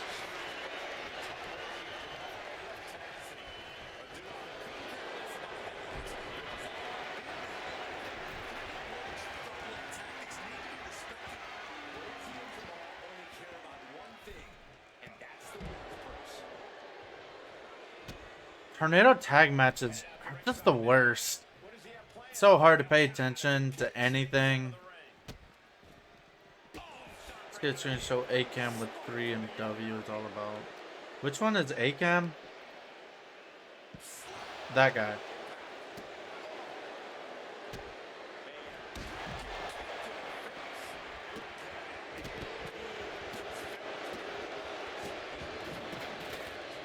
I'm getting a phone call. What do you want, phone? Phone call over.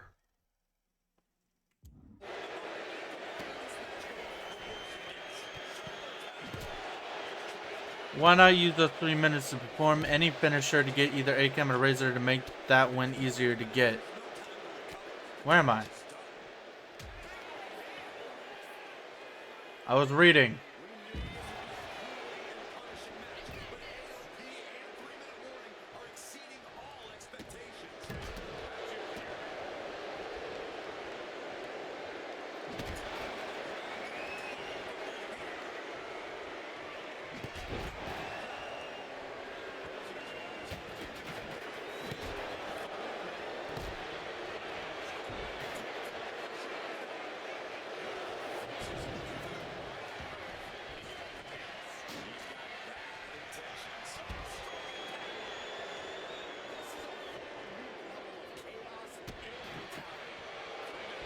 What is my...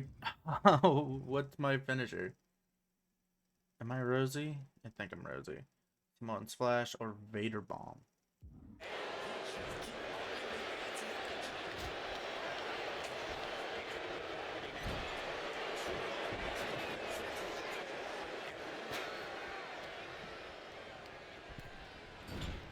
No, I wanted...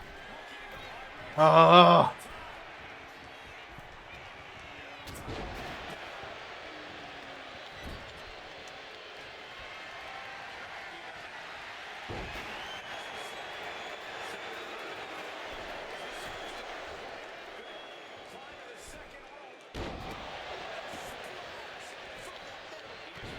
You got 3 minutes to win this match by either pinfall or submission and show who's baddest team. Oh my gosh, are you serious?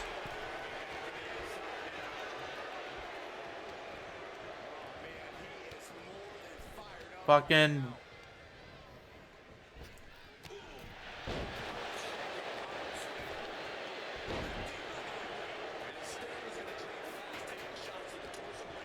No, dude, I need him.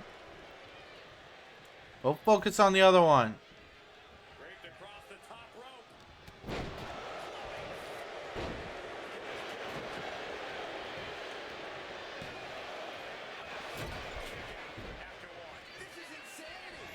When did the turnbuckle pad get broken? Cow! Are you kidding me? No. Are you kidding me? That is some bullshit. That is some bullshit, dude. Come on, dude. There's nothing I could do there. And then he wins the fucking match. He wins the match. You does the finisher and win the match. Which is not good because I haven't done all the things I needed to do. Thank you, game. Thank you for your... Oh my god, I'm gonna freak out. I'm gonna freak out! Thank you for getting it right this time. Oh my gosh, I hate tornado tag matches. I hate this stupid shit. Pisses me off. Fuck you in particular. I don't know who I'm saying that to. I'm just saying it just to say it. So mad. I hate this shit. That's terrible. Get me out of here. I don't want to do this shit no more. Tornado fucking tag match my ass. We've come to the part of the showcase where we get to talk about Tamina. Because nobody else is. Ever since walking in WWE, shoulder to shoulder with the Usos, Tamina's alliance with this dynasty has never been in question. I remember watching Monday Night Raw and I seen Tamina debut with my brothers. It was a pretty cool, dynamic, right? Two of my brothers and Tamina. Together, Tamina and the Usos helped each other navigate through a trial-filled first year in WWE, making sure they all survived together. In later years, Tamina has formed alliances with both Naomi and Nia Jax, honoring this family's connection.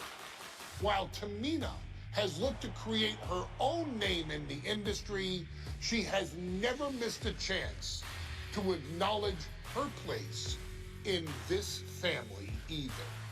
Trained by Afa and Sika, the Wild Samoans, Tamina was instilled with the same instincts that have carried each member of this family to wrestling glory. Her in-ring approach is similar to many in the Bloodline, quick striking, high-impact attacks, and smothering holds. As capable with a super kick for a big splash as anyone else, Tamina has maintained a remarkable level of success in her WWE career. A constant contender, Tamina has competed for the Women's Championship on many occasions. She's also held the Women's Tag Team Championships along with 9 separate reigns as the 24/7 champion. Tamina has proven capable in any environment against any opponent. Tamina is always the perfect test for a rising contender. Defeating Tamina proves that you're at the top of your game, and she will always expose those who aren't quite ready yet. Taking her lightly is the easiest way to book your visit to the local medical facility. Tamina has taken part in many memorable moments, but in the 2K25 showcase, we're going to give you the chance to make history. In the first ever women's Money in the Bank match, Carmella, of all people, would walk out victorious after letting someone else do all the work. Tamina, Becky Lynch, Natalya, and Charlotte Flair were all robbed of a great opportunity that night by Carmella. So this is your chance to make it right. Showcase Tamina's grit and take out the other 4 ladies in this ladder match to become the first ever winner of the Women's Money in the Bank. Carmella might still sneak out with the win, but if she does, she's doing it on her own because we're not allowing anyone else at ringside for this match in our showcase. Okay. Oh god, there's gonna be a lot of entrances.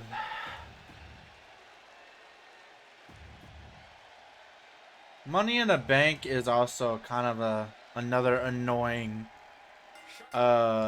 thing to do. Time to make I'm just gonna pause it. Time to make history, so each one of these other superstars who run the show and dish out damage. Pulverize Charlotte Flair with heavy combos. Get Becky in the corner and smash her with a heavy corner attack.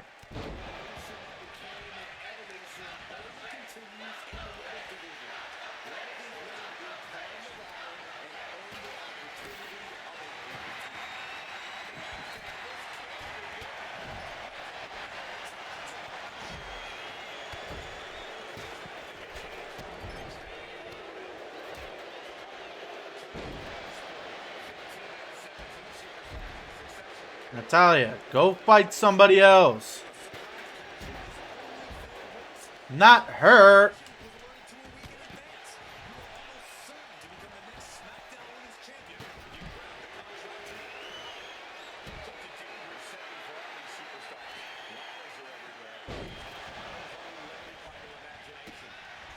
Oh my gosh.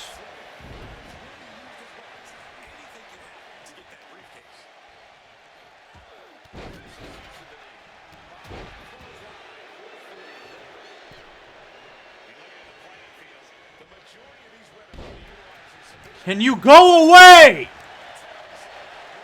Oh my gosh. I need Becky Lynch to do her thing. So I'm fine with her. Get in the corner.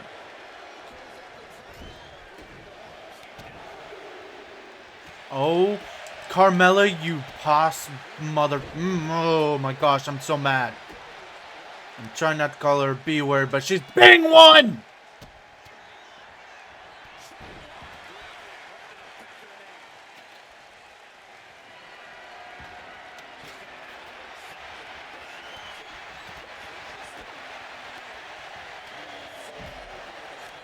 Oh my god. Get out of the ring. Out of the ring.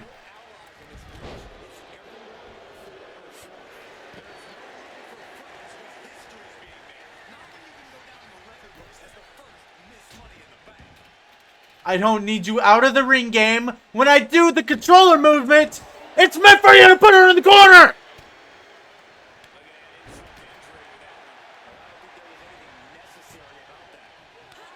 Oh my gosh, and Carmella's stupid ass is in here again.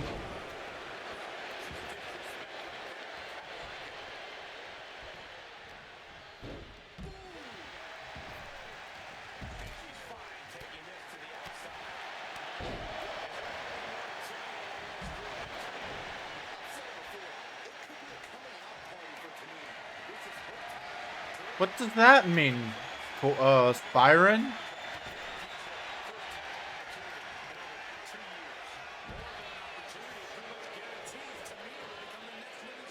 Becky, please get in here.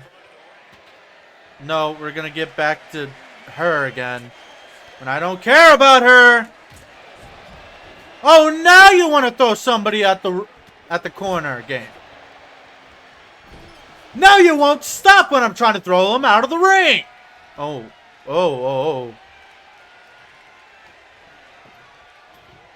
I clicked down. I didn't say right. What is this game doing?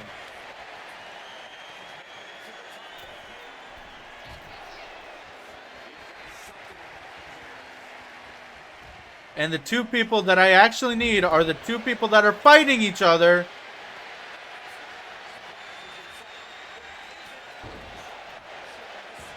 Fucking get down from there.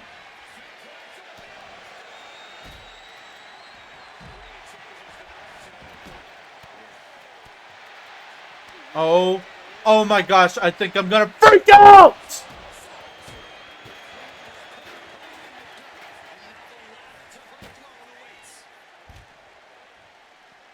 And I realize it's not damage Charlotte Flair, it's give her a heavy combo.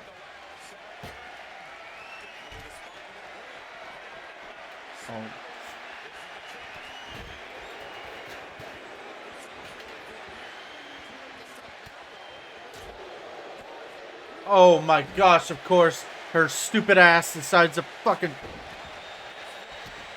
Oh, Charlotte, I'm gonna get so mad.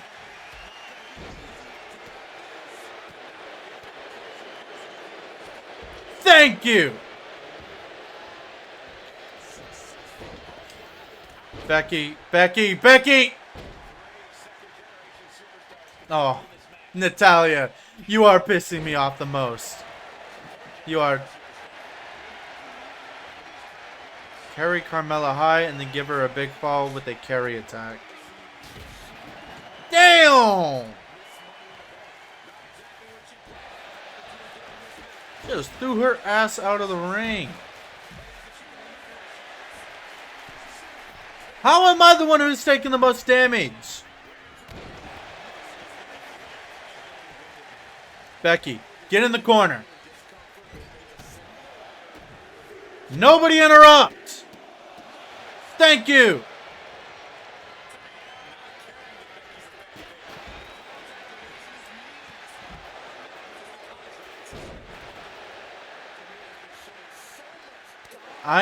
Charlotte, go away! Oh, you are the worst human alive. You are the worst. And then I'm on the floor for 35 years!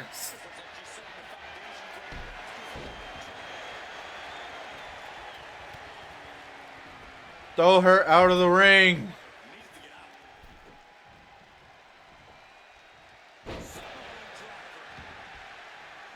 No, don't put her in tree of what?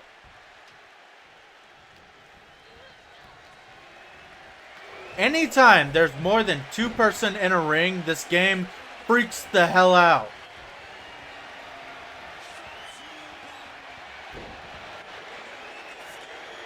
Alright, Natalya feels safe. Do something about her stupid ass. I'm done with this game. I wanted to throw her out of the ring, but it just didn't work. Oh, she's in the ring.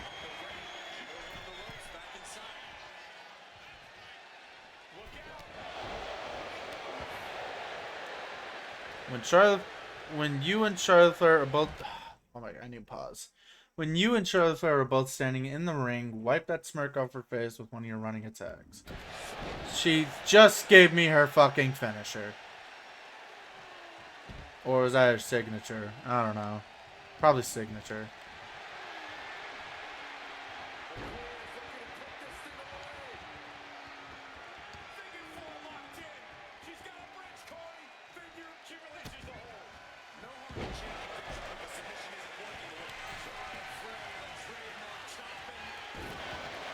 No.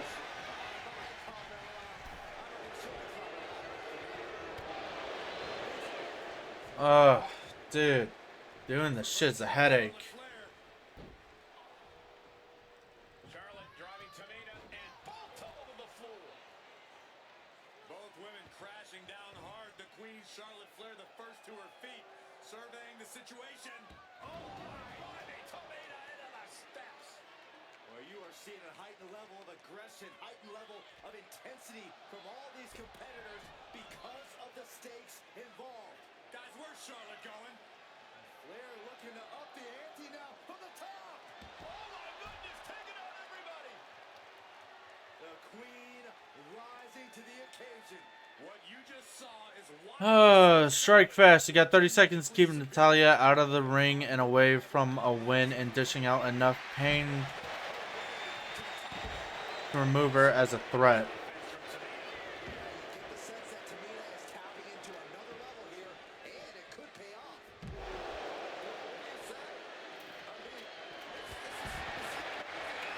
I'm gonna fail.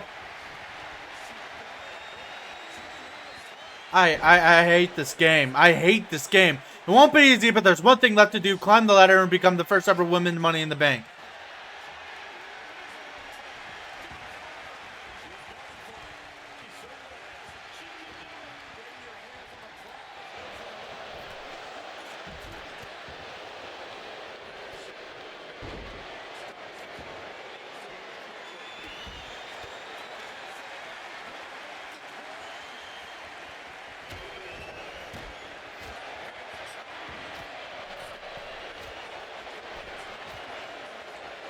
Ball!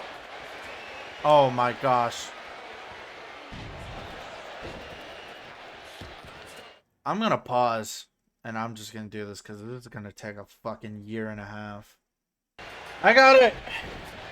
That is actually extremely easy to get the Money in the Bank. It's also the wrong one because the Money in the Bank is white, not predominantly green. That was terrible. I hated that. Oh. We almost done. Any member of this family that enters the professional wrestling business knows about the expectations that are going to be on their back. They know about the prestige that their very name carries. They know that those who came before them have accomplished so. Alright. Alright. I'm just gonna stop it. I don't know how much is next, and we did 9 matches. There's usually these are not this long, but this is a pretty long one, and I'm getting pretty mad, and this video is getting extremely long. So we're gonna stop it here, and we'll pick it up tomorrow. I'm very mad. I'm pretty tired. I'm gonna end this now. I want to thank you all for watching. I do like this game. I know it may not seem like it, but I really do like this game. It's just, anytime there's more than one person in a match, it usually is the most headache-inducing thing possible, especially when you have a bunch of other random shit you gotta do. But I want to thank you all for watching, and I hope you all truly have a very lovely day. Peace out, everybody. Right one, wrong time. Today's a good day to say